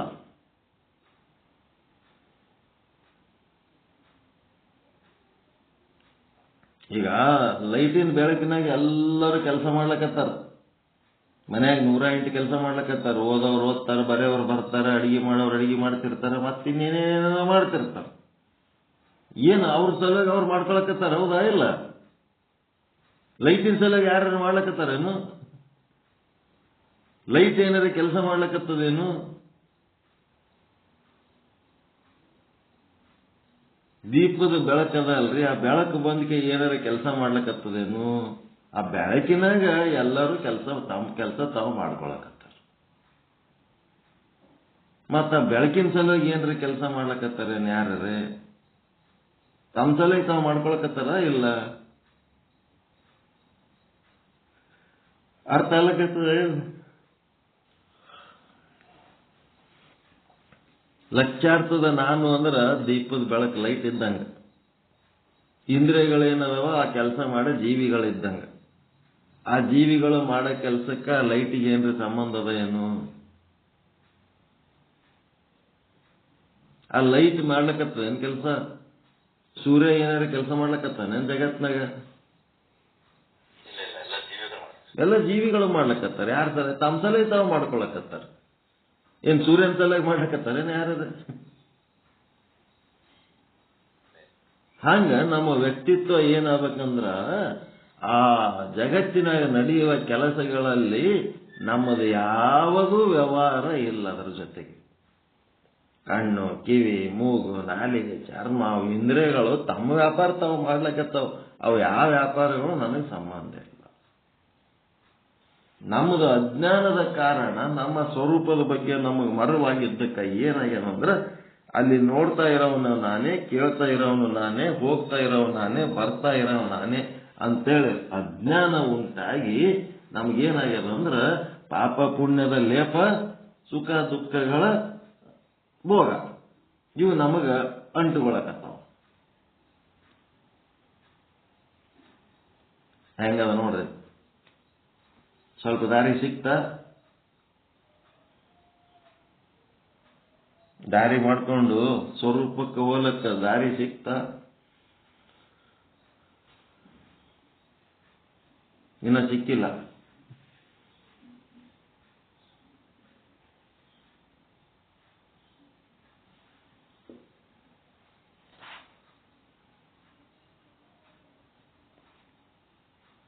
ಕಣ್ಣಿನ ಸ್ವಭಾವ ನೋಡೋದು.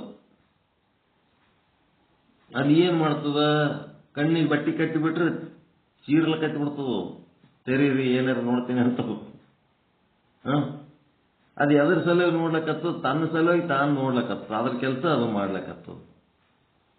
ಅದ್ರಾಗ ನಾವೇನ್ ಮಾಡ್ತೀವಿ? ನಾನೇ ನೋಡ್ಲಕತ್ತೀನಿ ಅಂತ ತಿಳ್ಕೊತೀವಿ. ನನ್ನ ಕಣ್ಣು ನೋಡ್ಲಕತ್ತದ, ನಾನು ನೋಡ್ತಾ ಇಲ್ಲ. ಹಿಂಗ ತಿಳ್ಕೊಳಕ್ ಬರ್ತದ ಇಲ್ಲ? ಕಣ್ಣಿಲಿಂತ ನೀವು ಸೆಪರೇಟ್ ಇರ್ಲಕ್ ಬರ್ತದ ಇಲ್ಲ? ಕಿವಿಲಿಂತ ಸೆಪರೇಟ್ ಆಗ್ಲಕ್ ಬರ್ತದ ಇಲ್ಲ? ಕಿವಿ ತನ್ನ ಸಲುವಾಗಿ ತಾನು ಕೇಳಕತ್ತದ, ನನ್ನ ಸಲುವಾಗಿ ಅಲ್ಲ.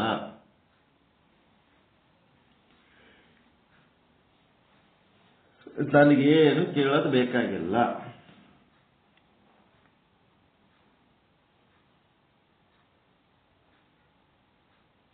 ಅನ್ಸಲ ನಾ ಕೇಳಕತ್ತದ.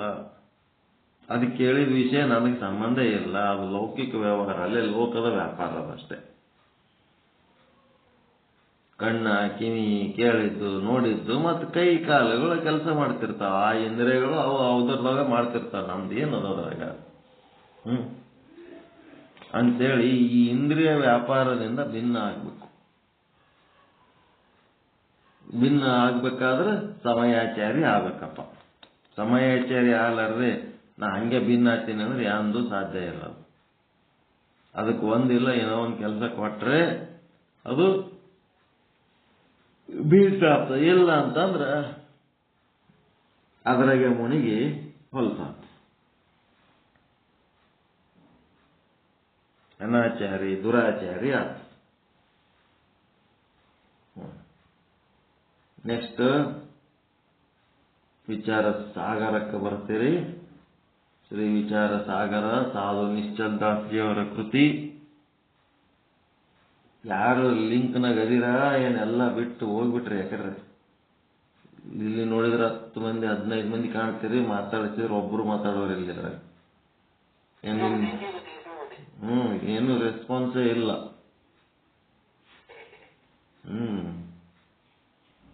ಕೇಳಿದ್ರ ಹೇಳ್ಬೇಕು, ಹೇಳಿದ್ರ ಕೇಳಬೇಕು. ಗಪ್ಪ ಕೂತ್ರ ಹೆಂಗ. ನಮ್ಮ ಶಿವರಾಜ್ ಗುರುಗಳು ಒಂದು ತತ್ವಪದ ಹಾಡ್ರಿ, ವಿಚಾರ ಸಾಗರಕ್ಕೆ ಬರೋಣ ಒಂದಿಷ್ಟು.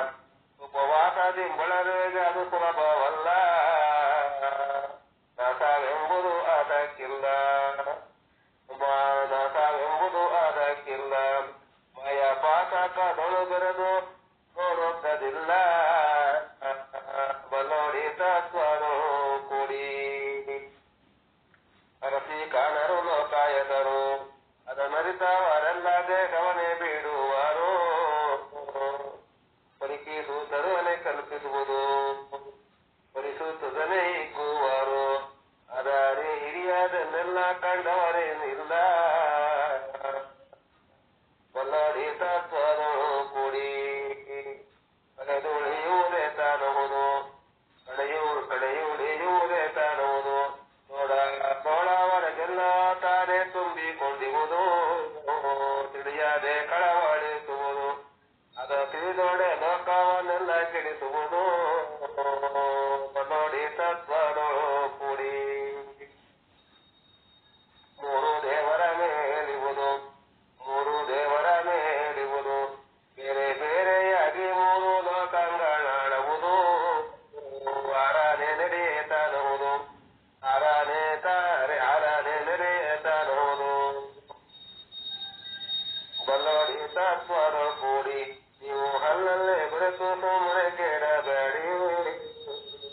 ಬಡಗಾಲ ಗುಡಿಯೊಳು ಸುಳಿಯುವುದು ಬಡಗಾಲ ಗುಡಿಯೊಳು ಸುಳಿದು ದರೆಯ ಕಡಿಸುವುದನ ಬೇರನ್ನ ಕಾಣುವುದು ಮರಣ ಜನ್ಮಗಳ ಅದಕ್ಕಿಲ್ಲ ಮರಣ ಜನ್ಮಗಳ ಅದಕ್ಕಿಲ್ಲ ಕಾಯಕರಣ ಕಾರ್ಯಗಳು ಬೇರಿರುವುದು ನನ್ನ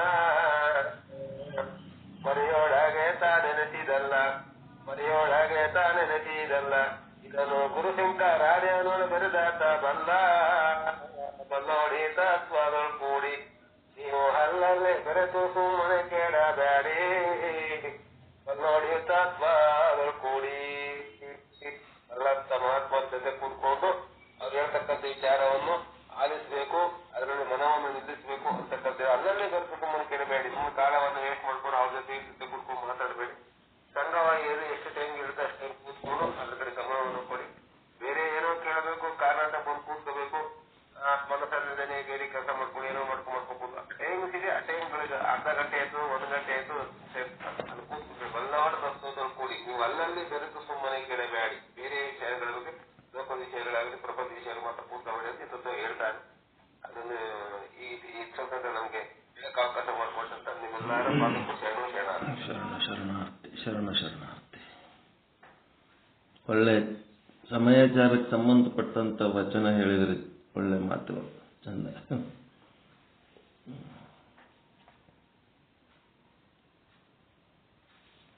ವಿಚಾರ ಸಾಗರ ಸಾಧು ನಿಶ್ಚಲ್ ದಾಸ್ಜಿಯವರ ಕೃತಿ. 5ನೇ ತರಂಗ, 240ನೇ ವಿಷಯಾಂಕ. ತತ್ವದೃಷ್ಟಿ ಮಹಾರಾಜರು 4ನೇ ತರಂಗದೊಳಗೆ ಚಿಂತನೆ ಮಾಡಿದ್ರ ಇಲ್ಲಿ ಅದೃಷ್ಟಿ ಮಹಾರಾಜರು ಅವರ ಸಹೋದರರು ಅವರ ಜೊತೆಗೆ ಕುಳಿತು ಚಿಂತನೆ ಮಾಡ್ತಾ ಇದ್ದಾರೆ. ಇಲ್ಲಿ ಮಧ್ಯಮಾಧಿಕಾರಿಯಾಗಿ ಚಿಂತನೆ ಮಾಡ್ತಾ ಇದ್ದಾರೆ. 240ನೇ ವಿಷಯಾಂಕ.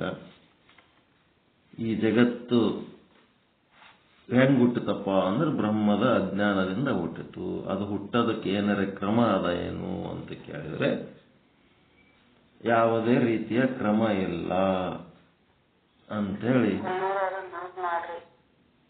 240ನೇ ವಿಷಯಾಂಕ ಇದು.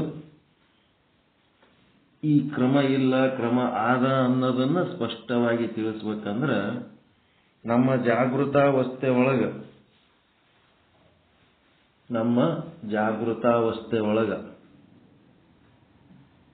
ಕ್ರಮ ಅದ. ಅಜ್ಜ ಮಗ ಮೊಮ್ಮಗ ಅಂತಂದ್ರೆ ಅಜ್ಜ ಮೊದಲು ಹುಟ್ಟಿರ್ತಾನ, ಅವ ಹುಟ್ಟಿದ 30 ವರ್ಷದ ನಂತರ ಮಗ ಹುಟ್ಟುತ್ತಾನ, ಅವ ಹುಟ್ಟಿದ 30 ವರ್ಷದ ನಂತರ ಮೊಮ್ಮಗ ಹುಟ್ಟುತ್ತಾನ. ಹಿಂಗಾಗಿ ಒಂದು ಅಜ್ಜ, ಒಂದು ಮಗ, ಒಂದು ಮೊಮ್ಮಗ ಬೇಕಂದ್ರೆ 60 ರಿಂದ 70 ವರ್ಷ ಟೈಮ್ ಬೇಕಾಗ್ತದೆ. ಆಕಳು ಮೊದಲು ಹುಟ್ಟುತ್ತದ, ಕರ ಆಮೇಲೆ ಹುಟ್ಟುತ್ತದ, ಗಿಡ ಮೊದಲು ಹುಟ್ಟುತ್ತದ, ಬೀಜ ಆಮೇಲೆ ಹುಟ್ಟುತ್ತದ, ಬೀಜದಿಂದ ಗಿಡನೋ, ಗಿಡದಿಂದ ಬೀಜನೋ, ಎದರಿಂದ ಯಾವುದು ಹುಟ್ಟಿತು ಅಂಥೇಳಿ ಪ್ರಶ್ನೆಗಳಿಗೆಲ್ಲ ಇದು ಉತ್ತರ ಸಿಗಂತ ಒಂದು ಸಮಯ ಇದು. ಅದಕ್ಕೆ ಬೀಜ ಮೊದಲು ಹುಟ್ಟೋ, ಇದು ಮೊದಲು ಹುಟ್ಟೋ ಅಂತಂದ್ರೆ ಈ ಜಗತ್ತಿನಾಗ ಹೆಂಗದಪ್ಪ ಅಂದ್ರೆ ಜಗತ್ತಿನ ಸೃಷ್ಟಿ ಇದು ನಮ್ಮ ಜಾಗೃತದ ಬದುಕಿನಲ್ಲಿ ಕ್ರಮ ಅದ. ಆದ್ರೆ ಜಗತ್ತು ಸೃಷ್ಟಿ ಆಗಬೇಕಾದ್ರೆ ಅದು ಹೆಂಗೆ ಸೃಷ್ಟಿ ಆಗ್ಯದಂದ್ರೆ ಸ್ವಪ್ನದಂತೆ ಸೃಷ್ಟಿಯಾಗ್ಯದ. ಜಾಗೃತದಂತೆ ಅಲ್ಲ, ಸ್ವಪ್ನದಂತೆ ಸೃಷ್ಟಿಯಾಗ್ಯದ. ಸ್ವಪ್ನದೊಳಗ ಬೀಜನೂ ಡೈರೆಕ್ಟ್ ಬಂತು, ಗಿಡನೂ ಡೈರೆಕ್ಟ್ ಬಂತು, ಎರಡು ಎಟ್ ಎ ಟೈಮ್ ಬಂದವು. ಒಂದು ಗಿಡದಿಂದ ಬೀಜ ಬರ್ಬೇಕಾದ್ರೆ ಒಂದು 4-6 ವರ್ಷ ಬೇಕು. ಒಂದು ಬೀಜದಿಂದ ಗಿಡ ಆಗಬೇಕಾದ್ರೆ ಜಾಗೃತದಲ್ಲಿ 4-6 ವರ್ಷ ಬೇಕು. ಆದ್ರೆ ಬ್ರಹ್ಮದ ಅಜ್ಞಾನದಿಂದ ಈ ಜಗತ್ತು ಸೃಷ್ಟಿ ಏನಾಗ್ತದಲ್ಲ ಅದು ಸ್ವಪ್ನದ ಹಾಗೆ, ಸ್ವಪ್ನದಲ್ಲಿ ಬೀಜ ಮತ್ತು ಮರ ಏಕಕಾಲಕ್ಕೆ ಬಂದುಬಿಡ್ತದೆ. ಹಂಗ ಸ್ವಪ್ನದಂತೆ ಕ್ರಮವಿಲ್ಲದೆ ಜಗತ್ತು ಭಾಸವಾಗುತ್ತದೆ ಅನ್ನೋಂಥ ವಿಚಾರವನ್ನ ಇನ್ನೂ ಡೀಟೇಲ್ ಆಗಿ ಹೇಳೋಂಥವ್ರು ಅದರ. ಅದು ಹೇಳೋದಕ್ಕಿಂತ ಮೊದಲು ಇಲ್ಲಿ ಏನು ಅವಶ್ಯಕತೆ ಅಂದ್ರೆ ಅಲ್ಲಿಂದ ಇಲ್ಲಿ ತನಕ ಏನು ನಾವು ವಿಚಾರ ಮಾಡ್ಕೊಂಡು ಬಂದೀವಿ ಅದರದ್ದು ಪುನರಾವರ್ತನೆ ಮಾಡಿದ ಮೇಲೆ ಈ ವಿಷಯಕ್ಕೆ ನಾವು ಕೈ ಹಾಕಿದೇವಂದ್ರೆ ಸರಿಯಾಗಿ ತಿಳಿತದ ಅಂತೇಳಿ ಸ್ವಲ್ಪ ಒಂದು 10 ನಿಮಿಷ ಪುನರಾವರ್ತನೆ ಮಾಡ್ತಾ ಇದ್ದಾರೆ. ಏನಂದ್ರೆ ಶ್ರೀ ವಿಚಾರ ಸಾಗರದ 5ನೇ ತರಂಗದ ಆರಂಭದಲ್ಲಿ ಶಿಷ್ಯ ಪ್ರಶ್ನಿಸಿದ್ದಾನೆ, ವೇದ ಮತ್ತು ಗುರು ಇವು ಸತ್ಯವೋ ಮಿಥ್ಯವೋ? ಸತ್ಯ ಅಂತ ಹೇಳಿದರೆ ದ್ವೈತಾಪತ್ತಿ ಸಂಭವ. ದ್ವೈತಾಪತ್ತಿ ಅಂದ್ರೆ ಅನೇಕ ಸತ್ಯಗಳು, ವೇದನೂ ಸತ್ಯ, ಗುರುನೂ ಸತ್ಯ, ಮತ್ತೆ ಈ ಒಂದು ಇದು ಬ್ರಹ್ಮನೂ ಸತ್ಯ ಅಂತಂದ್ರೆ ದ್ವೈತಾಪತ್ತಿ ಅಂದ್ರೆ ಅನೇಕ ಸತ್ಯಗಳಾಗ್ತವ. ಹಂಗ ಅನೇಕ ಸತ್ಯಗಳಿಲ್ಲ, ಸತ್ಯ ವಸ್ತು ಒಂದೇ ಇದ್ದದ್ದಕ್ಕೆ ಅನೇಕ ಸತ್ಯಗಳದಾವ ಅಂತ ಹೇಳಕ್ ಬರಲ್ಲ. ಅನೇಕ ಸತ್ಯಗಳದಾವ ಅಂತ ಹೇಳಿದ್ರೆ ದ್ವೈತಾಪತ್ತಿ ದೋಷ ಸಂಭವ ಆಗ್ತದ. ಮತ್ತು ಬ್ರಹ್ಮ ಒಂದು ಸತ್ಯ ಮತ್ತು ವೇದಗಳು ಮತ್ತು ಗುರುಗಳು ಮಿಥ್ಯಾ ಅಂತ ಅಂತಂದ್ರೆ ಏನೇನಾಗ್ತದಂತಂದ್ರೆ ಆ ಮಿಥ್ಯವಾದ ವೇದಗಳು ಮಿಥ್ಯವಾದ ಗುರುಗಳು ಏನ್ ಮಾಡ್ತಾರ, ಈ ಒಂದು ಪರಮ ಪುರುಷಾರ್ಥವಾದ ಮೋಕ್ಷವನ್ನು ಕೊಡುವುದಕ್ಕೆ ಅಯೋಗ್ಯ ಆಗ್ತಾರ ಅನ್ನಂತ ವಿಚಾರ ಹೇಳಿ, ಮೃಗಜಲದ ನೀರನ್ನು ಕುಡಿದು ತೃಷೆಯನ್ನ ನಿವೃತ್ತಿ ಮಾಡಿಕೊಳ್ಳುವುದು ಅಸಂಭವ. ಹಂಗ ಮಿಥ್ಯವಾದ ಗುರು ಮಿಥ್ಯವಾದ ಶಾಸ್ತ್ರದಿಂದ ಏನಂತಂದ್ರ ಮೋಕ್ಷ ಸಿಗಂಗಿಲ್ಲ. ಅದ್ ಹೆಂಗಾಗ್ತದಂದ್ರ ಮೃಗಜಲದ ನೀರು ಕುಡಿದ್ರೆ, ಮರೀಚಿಕೆ ಜಲ ಕುಡಿದ್ರೆ ಬಾಯಾರಿಕೆ ಹೋಗಂಗಿಲ್ಲ ಅಂತ ಶಿಷ್ಯನ ಒಂದು ದೃಷ್ಟಾಂತ ಸಮೇತ ಒಂದು ಪ್ರಶ್ನೆ ಇಟ್ಟ. ಅದಕ್ಕೆ ಮಿಥ್ಯವಾದ ಮೃಗಜಲವು ಸತ್ಯವಾದ ತೃಷವನ್ನ ನಿವೃತ್ತಿ ಮಾಡುವುದಿಲ್ಲ. ಸತ್ಯವಾದ ಸಂಸಾರ ದುಃಖವನ್ನ ಮಿಥ್ಯವಾದ ವೇದ ಗುರುಗಳು ನಿವೃತ್ತಿ ಮಾಡಲಿಕ್ಕೆ ಸಾಧ್ಯವಿಲ್ಲ. ವೇದ ಗುರುಗಳು ಹಾಗೂ ಸಂಸಾರಿಕ ದುಃಖಗಳು ಇವು ಏನದವಂದ್ರ ವ್ಯಾವಹಾರಿಕ ಸತ್ಯಗಳಾಗಿರುತ್ತವೆ. ವೇದಗಳು, ಗುರುಗಳು ಮತ್ತು ಸಂಸಾರಿಕ ದುಃಖ ಇವು ವ್ಯಾವಹಾರಿಕ ಸತ್ಯ ಆಗಿರ್ತವೆ. ಅದಕ್ಕೆ ಸಮಸತ್ತ ಇರುವಲ್ಲಿ ಸಾಧಕ ಬಾಧಕ ಉಂಟಾಗುತ್ತವೆ, ವಿಷಮ ಸತ್ತ ಇರುವಲ್ಲಿ ಸಾಧಕ ಬಾಧಕ ಆಗುವುದಿಲ್ಲ ಅನ್ನುವಂತ ಒಂದು ವಿಚಾರ ಹೇಳಿ, ದೃಷ್ಟಾಂತದಲ್ಲಿ ಮೃಗಜಲ ಅಂತ ಏನದಲ್ಲ ಅದು ಪ್ರಾತಿಭಾಷಿಕ ಸತ್ತ ಆಗಿದೆ, ಬಾಯಾರಿಕೆ ಏನದ ವ್ಯಾವಹಾರಿಕ ಸತ್ತ ಆಗಿದೆ. ಆದ್ದರಿಂದ ಆ ಶಿಷ್ಯನ ದೃಷ್ಟಾಂತದಲ್ಲಿರುವಂತ ವಿಚಾರ ಏನದ ವಿಷಮ ಸತ್ತದಿಂದ ಕೂಡಿದೆ. ಆದ್ದರಿಂದ ಈ ವಿಷಮ ಸತ್ತೆಯಲ್ಲಿ ಸಾಧಕ ಬಾಧಕ ಉಂಟಾಗುವುದಿಲ್ಲ ಅನ್ನಂತ ವಿಚಾರ ಹೇಳಿ, ಆದ್ದರಿಂದ ಪ್ರಾತಿಭಾಷಿಕ ಮೃಗಜಲವು ವ್ಯಾವಹಾರಿಕ ಬಾಯಾರಿಕೆಯನ್ನ ನಿವೃತ್ತಿ ಮಾಡಲಿಕ್ಕೆ ಸಾಧ್ಯವಿಲ್ಲ. ಆದ್ದರಿಂದ ಸಮಾನ ಸತ್ಯವುಳ್ಳ ವಸ್ತುಗಳಲ್ಲಿ ಮಾತ್ರ ಸಾಧಕ ಬಾಧಕ ಉಂಟಾಗುತ್ತವೆ. ಮೃತ್ತಿಕೆಯು ವ್ಯಾವಹಾರಿಕ ಸತ್ತ ಆಗಿದೆ, ಘಟವೂ ವ್ಯಾವಹಾರಿಕ ಸತ್ತ ಆಗಿರೋಣದರಿಂದ ಘಟದ ಸಾಧಕ ಮೃತ್ತಿಕೆ ಆಗಿದೆ. ಅಗ್ನಿ ಮತ್ತು ಕಾಷ್ಟಗಳು ಸಮಾನ ಸತ್ಯ ಆಗಿರುವುದರಿಂದ ಅಂದ್ರೆ ವ್ಯಾವಹಾರಿಕ ಸತ್ತ ಆಗಿರೋಣದರಿಂದ ಅಗ್ನಿಯು ಕಾಷ್ಟಗಳ ಬಾಧಕ ಅಂದ್ರೆ ನಾಶಕ ಆಗಿದೆ. ಆದ್ದರಿಂದ ಸಾಧಕ ಅಂದ್ರೆ ಕಾರಣ, ಬಾಧಕ ಅಂದ್ರೆ ನಾಶಕ ಅನ್ನಂತ ವಿಚಾರ ಹೇಳಿ, ಗುರು ಮತ್ತು ವೇದಗಳು ವ್ಯಾವಹಾರಿಕ ಸತ್ತ ಆಗಿರೋಣದರಿಂದ ಸಂಸಾರ ದುಃಖವು ವ್ಯಾವಹಾರಿಕ ಸತ್ತ ಆಗಿರೋಣದರಿಂದ ಸಂಸಾರಿಕ ದುಃಖವು ನಿವೃತ್ತಿ ಮಾಡಲಿಕ್ಕೆ ಸಾಧ್ಯವಿದೆ.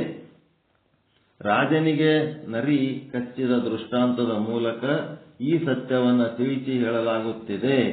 3 ಪ್ರಕಾರದ ಸತ್ತಗಳು ಇವೆ.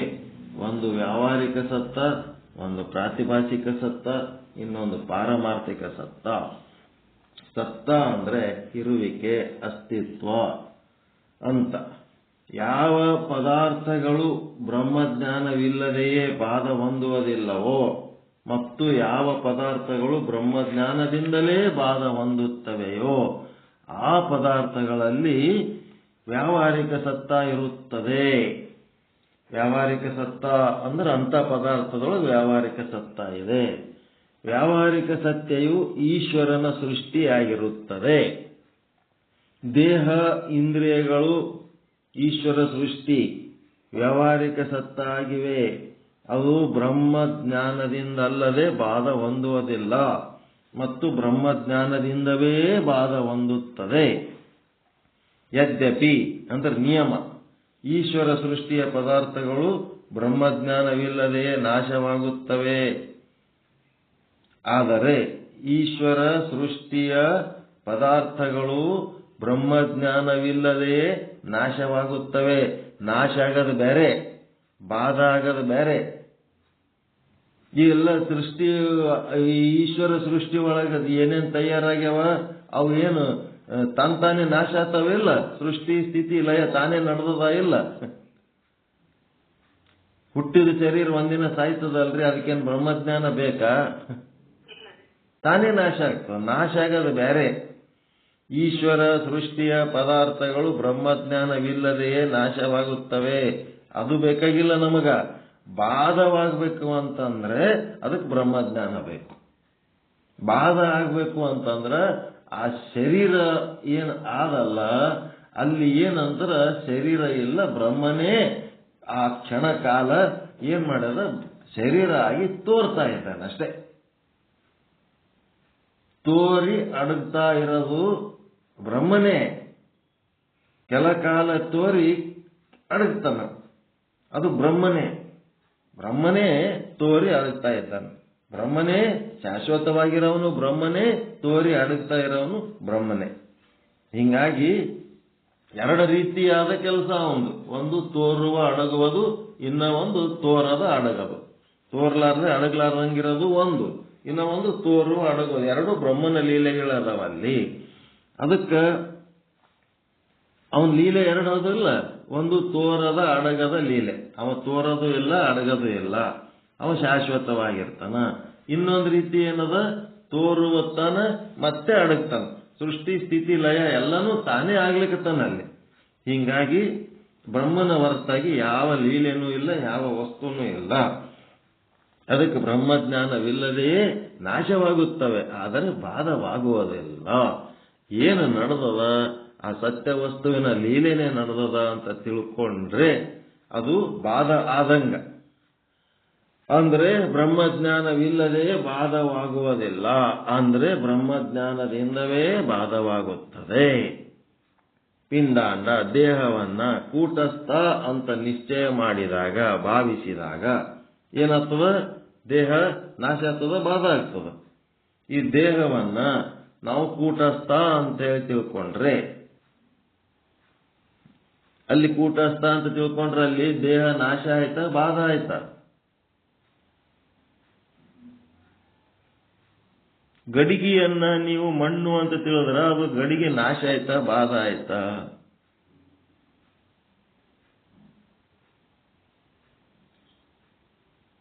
ಈಗ ಒಂದು ಗಡಿಗೆ ಅದ, ಗಡಿಗೆಗೆ ಅದಕ್ಕೆ ನೀವು ಮಣ್ಣು ಅಂತ ತಿಳ್ಕೊಂಡ್ರ ಮಣ್ಣಿನ ದೃಷ್ಟಿಯಿಂದ ನೋಡಿದ್ರೆ ಅಲ್ಲಿ ಗಡಿಗೆ ಎಲ್ಲಿ ಅದ? ಏನ್ರಿ? ಮಣ್ಣೆ ಅದಂದ್ರೆ ಅದು ಬಾಧ ಆಯ್ತಾ, ನಾಶ ಆಯ್ತಾ? ಬಾಧ ಆಯ್ತು. ಗಡಿಗೆಗೊಂದು ಬಡಿಗೆ ತಗೊಂಡು ಹೊಡೆದ್ರಿ ಅಂತಂದ್ರೆ ನಾಶ ಆಯ್ತು. ಮಣ್ಣು ಅಂತೇಳಿ ಅಂದ್ಬಿಟ್ರಿ ಅಂತಂದ್ರೆ ಅಲ್ಲಿ ಗಡಿಗೆನೇ ಇಲ್ಲಲ್ಲ, ಅದಕ್ಕೆ ಗಡಿಗೆ ಏನಾಯ್ತು, ಬಾಧವಾಯ್ತು. ಅದಕ್ಕೆ ನಿಮ್ಮ ಪಿಂಡಾಂಡವನ್ನ ನೀವು ಬಾಧ ಮಾಡ್ಕೋಬೇಕಾದ್ರೆ ಏನನ್ಬೇಕು, ಕೂಟಸ್ಥ ಅಂಥೇಳಿ ನಿಶ್ಚಯ ಮಾಡ್ಕೋಬೇಕು. ಪಿಂಡಾಂಡವನ್ನ, ದೇಹವನ್ನ ಕೂಟಸ್ಥ ಅಂತೇಳಿ ಭಾವಿಸಿದಾಗ, ನಿಶ್ಚಯ ಮಾಡಿದಾಗ ಆ ದೇಹ ಏನಾಗ್ತದ, ಬಾಧವಾಗುತ್ತದೆ. ಮತ್ತೆ ದೇಹ ಆಯುಷ್ಯ ತೀರಿದ ಮೇಲೆ ಏನಾಗ್ತದ, ದೇಹ ಆಯುಷ್ಯ ತೀರಿದ ಮೇಲೆ ನಾಶ ಆಗ್ತದ.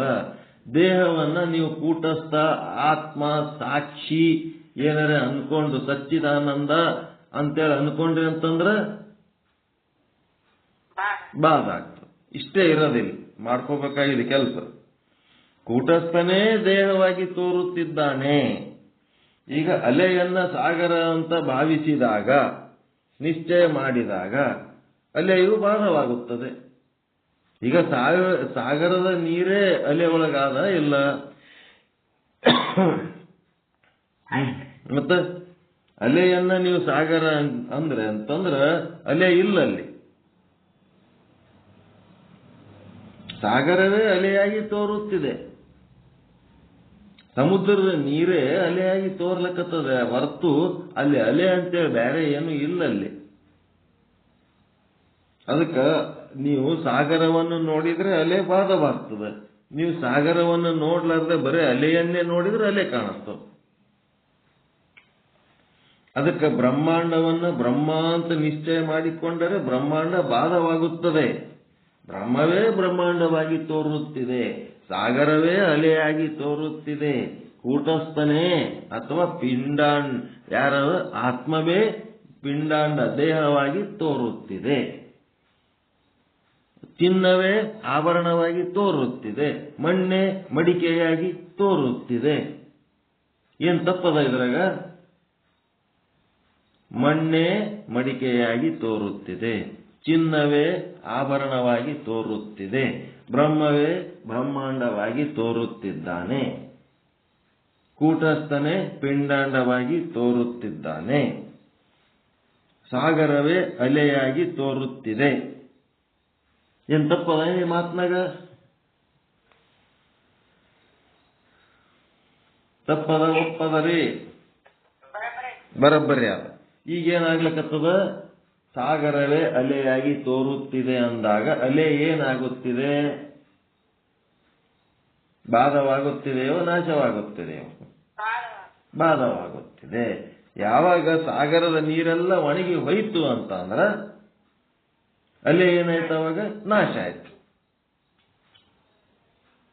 ಅದೇ ರೀತಿ ನಾವು ಇಲ್ಲಿ ಬಾಧ ಆಗೋದು ನಾಶ ಆಗೋದು ತಿಳ್ಕೋಬೇಕು. ಈ ರೀತಿಯಾಗಿ ಬ್ರಹ್ಮಜ್ಞಾನದಿಂದ ಈಶ್ವರ ಸೃಷ್ಟಿಯನ್ನ ಬಾಧ ಮಾಡಿಕೊಳ್ಳಬೇಕು. ವ್ಯಾವಹಾರಿಕ ಸತ್ಯಯನ್ನ ಬಾಧ ಮಾಡಿಕೊಳ್ಳಬೇಕು. ಇಡೀ ಬ್ರಹ್ಮಾಂಡ ಪಿಂಡಾಂಡ ಎಲ್ಲವನ್ನ ನೀವು ಬಾಧ ಮಾಡಿಕೊಂಡು ಕೇವಲ ಬ್ರಹ್ಮನ ಒಂದೇ ಒಂದು ದರ್ಶನ. ಯತ್ರ ಯತ್ರ ಮನೋವ್ಯಾಪಿ ತತ್ರ ತತ್ರ ಬ್ರಹ್ಮ ದರ್ಶನ. ನೀವು ಸ್ವಯಂ ಬ್ರಹ್ಮ ಸ್ವರೂಪರೇ ಅದಿರಿ, ಇಡೀ ಬ್ರಹ್ಮಾಂಡ ಕೂಡ ಬ್ರಹ್ಮ ಸ್ವರೂಪವೇ ಇದೆ. ಈ ರೀತಿ ತಿಳ್ಕೊಳ್ಳಕ್ಕೆ ಏನು ನಿಮಗ ಏನಾರ ತೊಡಕು ಕಷ್ಟ ಇತ್ತಂದ್ರೆ ಹೇಳ್ರಿ. ಯಾಕಂದ್ರೆ ಮುಂದೆ ಹೋದ್ಮೇಲೆ ಮತ್ತೆ ಈ ಪ್ರಶ್ನೆಗಳಿಗೆ ಉತ್ತರ ಸಿಗಂಗಿಲ್ಲ. ಮುಂದೆ ಮತ್ತೆ ಹೊಸ ವಿಷಯಕ್ಕೆ ಹೋಗ್ತೀವಿ ನಾವು. ಇವತ್ತಿನ ರಿವಿಷನ್ ಎದಕ್ಕತ್ತ ಅಂತಂದ್ರೆ ಇದೆಲ್ಲ ಬಾಧ ಮಾಡಿ ಬ್ರಹ್ಮದರ್ಶನ ಮಾಡ್ಕೊಳ್ಳಕ್ಕೆ ಇದು ಮತ್ತಿನ್ನೇನಿಲ್ಲ. ನಾಮರೂಪ ದರ್ಶನ ಎಲ್ಲ ತ್ಯಾಗ ಮಾಡಿ ಬ್ರಹ್ಮ ದರ್ಶನ ಮಾಡ್ಕೊಳ್ಳೋದೇ ಇವತ್ತಿನ ಪಾಠದ ಉದ್ದೇಶ, ಈ ರಿವಿಷನ್. ಏನ್ ತೊಂದರೆ ಅದ? ಸದ್ರೂಪ ಚಿದ್ರೂಪ ಆನಂದ ರೂಪ ನಿತ್ಯ ರೂಪ ಪರಿಪೂರ್ಣ ರೂಪ ಏಕರೂಪ ಪರಮಾತ್ಮ ಅವನೇ ಏನದನ ಈ ಎಲ್ಲ ವಸ್ತುಗಳಾಗಿ ತೋರ್ಲಿಕ್ಕತ್ತ, ನಾಮರೂಪಗಳಾಗಿ ತೋರ್ಲಿಕ್ಕತ್ತ.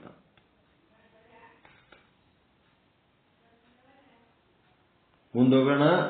ಬ್ರಹ್ಮದರ್ಶನ ಆಗ್ಲಕತ್ತದ, ಎಲ್ಲ ನಾಮರೂಪ ತ್ಯಾಗ ಆಗ್ಲಿಕ್ಕತ್ತದ, ಆನಂದ ಆಗ್ಲಿಕ್ಕತ್ತದ.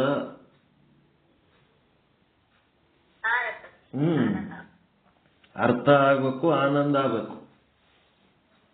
ಆನಂದ ಆಗ್ಲಿಲ್ಲ ಅಂತಂದ್ರೆ ಏನೋ ಅರ್ಥ ಆಗಿಲ್ಲ ಅಂತ. ಉತ್ತಮ ಅಧಿಕಾರಿ ಹೋಗಿ ಮಧ್ಯಮ ಅಧಿಕಾರಿ ಪಾಠ ಕೇಳಿದ್ರು ಆನಂದ ಆಗ್ಲಿಲ್ಲ ಅಂದ್ರೆ ಮುಂದೆ ಏನ್ ಮಾಡ್ಬೇಕಾಗ್ತದ? ಕನಿಷ್ಠ ಅಧಿಕಾರಿ ಪಾಠ ಕೇಳಬೇಕಾಗ್ತದೆ.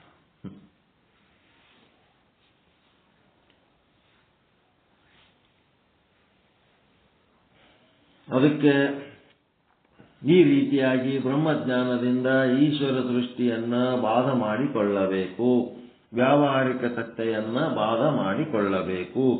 ಅಪರೋಕ್ಷ ಮಿಥ್ಯಾ ನಿಶ್ಚಯಕ್ಕೆ ಬಾಧ ಅಂತ ಕರೆಯುತ್ತಾರೆ. ಬರ್ಕೋಬೇಕಿದು ಬಾಧ ಅಂದ್ರೆ ಏನಂತ. ಅಪರೋಕ್ಷ ಮಿಥ್ಯಾ ನಿಶ್ಚಯಕ್ಕೆ ಬಾಧ ಅಂತ ಕರೆಯುತ್ತಾರೆ. ಬಾಧಗಳಲ್ಲಿ 3 ಪ್ರಕಾರ. ಒಂದು ಶಾಸ್ತ್ರೀಯ ಬಾಧ, ಒಂದು ಯೌಕ್ತಿಕ ಬಾಧ, ಒಂದು ಅಪರೋಕ್ಷ ಬಾಧ. ಜಗತ್ತಿನ ಬಾಧವು ಅಪರೋಕ್ಷ ಮಿಥ್ಯಾ ನಿಶ್ಚಯದಿಂದಲೇ ಬಾಧ ಆಗುತ್ತದೆ. ವೇದಗಳು, ಗುರುಗಳು ಮತ್ತು ಸಂಸಾರ ದುಃಖ ಎರಡೂ ವ್ಯಾವಹಾರಿಕವಾಗಿರುವುದರಿಂದ ಭವದುಃಖ ನಾಶವಾಗುತ್ತದೆ. ಏನಾಗಿದೆ ಮತ್ತೊಂದು ಶಂಕೆ ಉಂಟಾಗಿದೆ, ಅದು ಬಗೆಹರಿತು. ಇಲ್ಲೇನಂತ ಶುಕ್ತಿ ರಜತಾದಿಗಳು ಬ್ರಹ್ಮಜ್ಞಾನವಿಲ್ಲದೆಯೇ ಬಾಧವಾಗುತ್ತವೆ.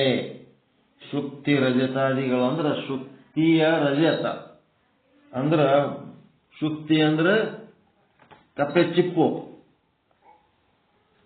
ಶುಕ್ತಿ ಬರೇ ರಜತ ಅಂದ್ರೆ ಬೆಳ್ಳಿ, ಶುಕ್ತಿ ರಜತ ಅಂದ್ರೆ ಕಪ್ಪೆ ಚಿಪ್ಪಿನಲ್ಲಿ ತೋರಿದ ಬೆಳ್ಳಿ. ಹೌದಲ್ರಿ? ಬರೇ ರಜತ ಅಂದ್ರೆ ಬೆಳ್ಳಿ ಆಗ್ತದೆ. ಅದಕ್ಕೆ ಇಲ್ಲಿ ಏನಾಗಬೇಕಾಗ್ಯದ, ಎಂತ ಬೆಳ್ಳಿ ಅದು? ಕಪ್ಪೆ ಚಿಪ್ಪಿನಲ್ಲಿ ತೋರಿದ ಸುಳ್ಳು ಬೆಳ್ಳಿ ಅದು. ಅದಕ್ಕೆ ಶುಕ್ತಿಯ ರಜತಾದಿಗಳು ಅಂತಂದ್ರೆ ಅದರಿಂದ ಏನೇನದ? ರಜ್ಜುವಿನ ಸರ್ಪ, ಮರಭೂಮಿಯ ಮೃಗಜಲ, ಮೋಟು ಮರದ ಕಳ್ಳ, ರಜತಾದಿಗಳು ಅನ್ನೋ ಶಬ್ದದೊಳಗೆ ಇಷ್ಟೆಲ್ಲ ಅರ್ಥ ಅದ. ಇವು ಏನದವ? ಬ್ರಹ್ಮಜ್ಞಾನವಿಲ್ಲದೇ ಬಾಧವಾಗುತ್ತವೆ. ಇವಕ್ಕೇನು ಬ್ರಹ್ಮಜ್ಞಾನ ಬೇಕಾಗಿಲ್ಲ. ಸ್ವಲ್ಪ ಬೆಳಕಾದ್ರೆ ಸಾಕು, ಸ್ವಲ್ಪ ತಿಳುವಳಿಕೆ ಬಂದ್ರೆ ಸಾಕು, ಗೊತ್ತಾಗ್ಬಿಡುತ್ತೆ ಏನಪ್ಪಾ ಇದು ಅಂತೇಳಿ. ಹಾವು ಹಗ್ಗದಿಂದ ಹೋಗ್ಬೇಕು ಅಂತಂದ್ರೆ ಅದಕ್ಕೇನು ಬ್ರಹ್ಮಜ್ಞಾನ ಬೇಕಾಗಿಲ್ಲ, ಒಂದು ಚಿಮಣಿ ದೀಪ ಹಚ್ಚಿದ್ರೆ ಸಾಕು. ಯಾವುದರ ಅಜ್ಞಾನದಿಂದ ಯಾವುದರ ಉತ್ಪತ್ತಿ ಆಗಿದೆಯೋ ಅದರ ಜ್ಞಾನದಿಂದವೇ ಅದರ ನಿವೃತ್ತಿ ಆಗುತ್ತದೆ, ಬಾಧವಾಗುತ್ತದೆ. ಇದು ಪ್ರಾತಿಭಾಷಿಕ ಸತ್ಯದೊಳಗೆ ಬರುವಂತ ಪ್ರಶ್ನೆ. ಶುಕ್ತಿಯ ಅಜ್ಞಾನದಿಂದ ರಜತದ ಉತ್ಪತ್ತಿ, ಶುಕ್ತಿಯ ಜ್ಞಾನದಿಂದವೇ ಆ ರಜತದ ಬಾಧವಾಗುತ್ತದೆ. ಇದೇ ರೀತಿ ರಜ್ಜು, ಸರ್ಪ, ಮರುಭೂಮಿ, ಮೃಗಜಲ ಎಲ್ಲ ತಿಳ್ಕೋಬೇಕು. 2 ಸಾಲು ಬರ್ಕೋಬೇಕಿದು.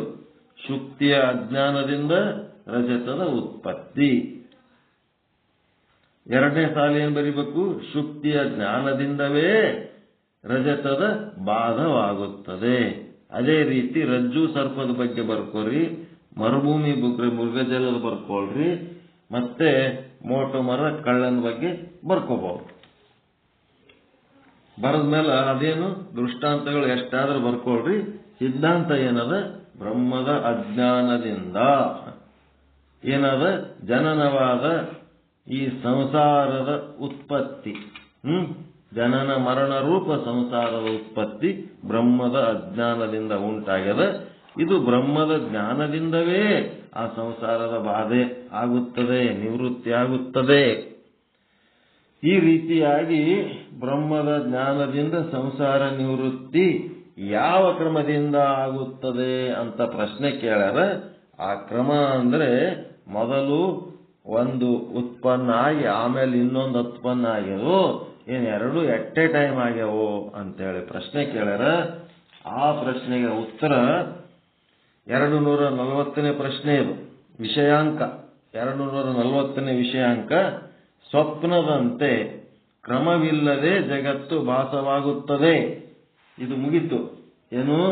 ಬ್ರಹ್ಮದ ಅಜ್ಞಾನದಿಂದ ಜನನ ಮರಣ ರೂಪ ಸಂಸಾರ ಉತ್ಪತ್ತಿಯಾಗಿದೆ, ಬ್ರಹ್ಮಜ್ಞಾನದಿಂದವೇ ಆ ಸಂಸಾರ ಬಾಧವಾಗುತ್ತದೆ ಅಂತ ಹೇಳಿದ್ಮೇಲೆ ಆಯ್ತು. ಬ್ರಹ್ಮದ ಅಜ್ಞಾನದಿಂದ ಈ ಜನನ ಮರಣ ರೂಪ ಸಂಸಾರ ಉತ್ಪತ್ತಿಯಾಗ್ಯದಲ್ಲ, ಇದ್ರೊಳಗೆ ಏನಾರೇ ಕ್ರಮ ಆದೇನು ಅಂತ ಪ್ರಶ್ನೆ ಕೇಳೋಣ. ಶಿಷ್ಯ ಕೇಳಿದ್ದಕ್ಕ ಉತ್ತರ ಹೇಳಕತ್ತಾರ. 240ನೇ ವಿಷಯಾಂಕದೊಳಗ ಕ್ರಮ ಇಲ್ಲ.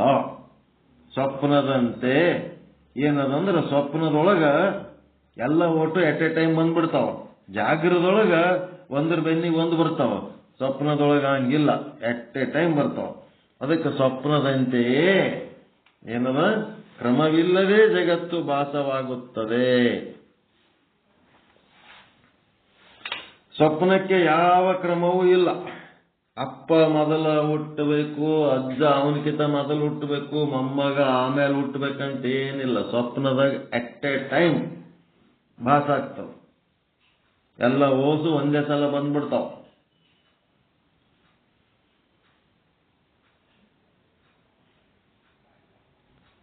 ಅದಕ್ಕೆ ಸ್ವಪ್ನಕ್ಕೆ ಯಾವುದು ಕ್ರಮ ಇಲ್ಲ.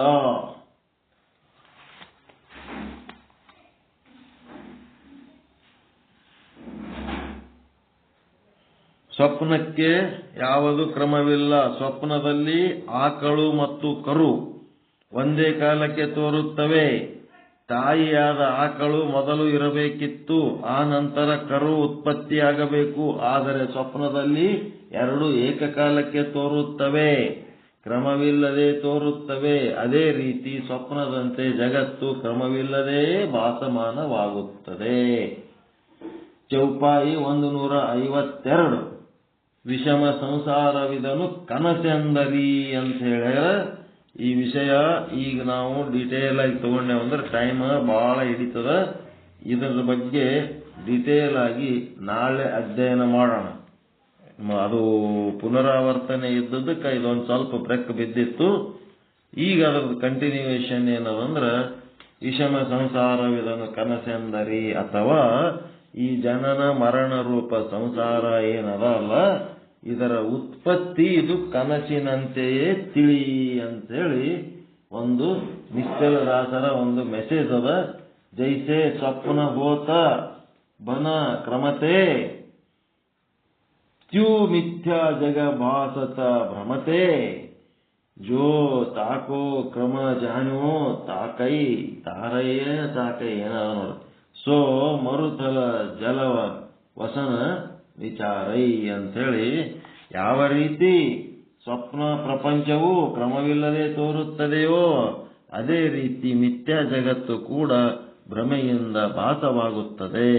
ಯಾವಾತನು ಈ ಕ್ರಮವನ್ನು ತಿಳಿಯ ಬಯಸುತ್ತಾನೆಯೋ ಆತನು ಮೊದಲು ಭ್ರಮದಿಂದ ತೋರುವ ಮೃಗಜಲದಲ್ಲಿ ತನ್ನ ವಸ್ತ್ರಗಳನ್ನು ಒಗೆದು ಹಿಂಡಿ ತೋಯಿಸಿ ಒಣಗಿಸಬೇಕೋ. ಈ ರೀತಿ ಅವನು ತಿಳ್ಕೊತಾನ, ಈ ಕ್ರಮ ಯಾರು ತಿಳ್ಕೊತಾನ ಅವ ಏನ್ ಮಾಡಬೇಕು, ಮೃಗಜಲದೊಳಗೆ ಅವನ ಬಟ್ಟೆ ಹಿಂಡಿ ಒಣಗಿಸ್ಬೇಕು. ಅದು ಹೇಳ್ತಾರೆ ಮುಂದೆ ಹೆಂಗ ಏನು ಅಂತ ಹೇಳಿ. ಓಕೆ, ಉಳಿದ ಭಾಗ ಮುಂದೆ ತಿಳ್ಕೊಳ್ಳೋಣ. ಎಲ್ಲರಿಗೂ ಒಳಿತಾಗಲಿ, ಎಲ್ಲರಿಗೂ ಶುಭವಾಗಲಿ. ಪರಮಾನಂದ ಪ್ರಾಪ್ತಿ ಭವ, ಸರ್ವ ದುಃಖ ನಿವೃತ್ತಿ ಭವ, ಇಷ್ಟಾರ್ಥ ಸಿದ್ಧಿರಸ್ತು. ಯಶಸ್ವಿ ಭವ, ಯಶಸ್ವಿ ಭವ. ಜೈ ಶುದ್ಧ ಬ್ರಹ್ಮ, ಜೈ ಜೈ ಶುದ್ಧ ಬ್ರಹ್ಮ. ಓಂ ಶಾಂತಿ ಶಾಂತಿ ಶಾಂತಿ. ಎಲ್ಲರಿಗೂ ಶರಣಾರ್ಥಿ, ಎಲ್ಲರಿಗೂ ಶರಣ. ಮುಂದೇನು ಮಾಡ್ತೇನೆ ನೋಡ್ರಿ.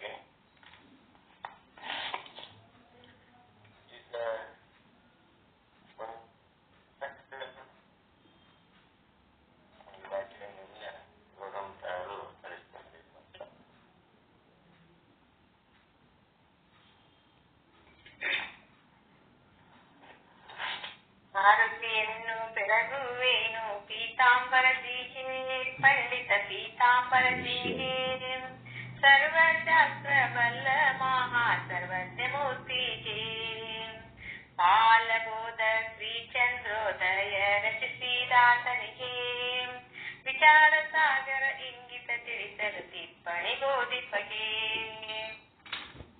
ವೃತ್ತಿ ಪ್ರಭಾಕರ ಸಾರವನರಿತ ಪರತರ ಪಂಡಿತಗೆ ವೃತ್ತಿ ರತ್ನಾವಳಿ ಕೃತಿಯನ್ನು ಪ್ರಕಟಿಪ ಮಹಾಮಹಿಮನಿಗೆ ಸಂಸ್ಕೃತ ವರಿಯರ ಸಾಧಕ ಜನರಿಗೆ ಕರುಣೆಯ ತೋರಿದವಗೆ ಪಂಚದಶಿ ಮಹಾಗ್ರಂಥವ ಹಿಂದಿ ಭಾಷೆಯೊಳ ಬರೆದವಗೆ ಬಂಧ ಮೂಲ ಅಜ್ಞಾನವ ಕಳೆದ ಸದ್ಗುರುದೇವರಿಗೆ ಕಂದನಾದ ಗುರುನಾಥಗೆ ಒಲಿತ ಶ್ರೀ ಶಿವಾನಂದರಿಗೆ ಆರತಿಯನ್ನು ಬೆಳಗುವೇನು ಪೀತಾಂಬರದಿಗೆ ಪಂಡಿತ ಪೀತಾಂಬರದಿಗೆ ಸರ್ವಶಾಸ್ತ್ರ ಬಲ್ಲ ಮಹಾ ಸರ್ವಜ್ಞ ಮೂರ್ತಿಗೆ ಸರ್ವಜ್ಞ ಮೂರ್ತಿಗೆ ಓಂ ಚೈತನ್ಯಂ ಶಾಶ್ವತಂ ಶಾಂತಂ ವ್ಯೋಮಾತೀತಂ ನಿರಂಜನಂ ನಾದಬಿಂದು ಕಲಾತೀತಂ ತಸ್ಮೈ ಶ್ರೀ ಗುರುವೇ ನಮಃ. ಓಂ ಪೂರ್ಣಮದಃ ಪೂರ್ಣಮಿದಂ ಪೂರ್ಣಾತ್ ಪೂರ್ಣಮುದಚ್ಯತೆ ಪೂರ್ಣಸ್ಯ ಪೂರ್ಣಮಾದಾಯ ಪೂರ್ಣಮೇವಾವಶಿಷ್ಯತೆ. ಓಂ ಶಾಂತಿ ಶಾಂತಿ ಶಾಂತಿ. ಪರಮಾನಂದ ಪ್ರಾಪ್ತಿ ಭವ, ಸರ್ವ ದುಃಖ ನಿವೃತ್ತಿ ಭವ, ಇಷ್ಟಾರ್ಥ ಸಿದ್ಧಿರಸ್ತು, ಯಶಸ್ವಿ ಭವ ಯಶಸ್ವಿ ಭವ. ಓಂ ಶಾಂತಿ ಶಾಂತಿ ಶಾಂತಿ. ಎಲ್ಲ ಗುರುಗಳಿಗೂ ಶರಣು ಶರಣಾರ್ಥಿ.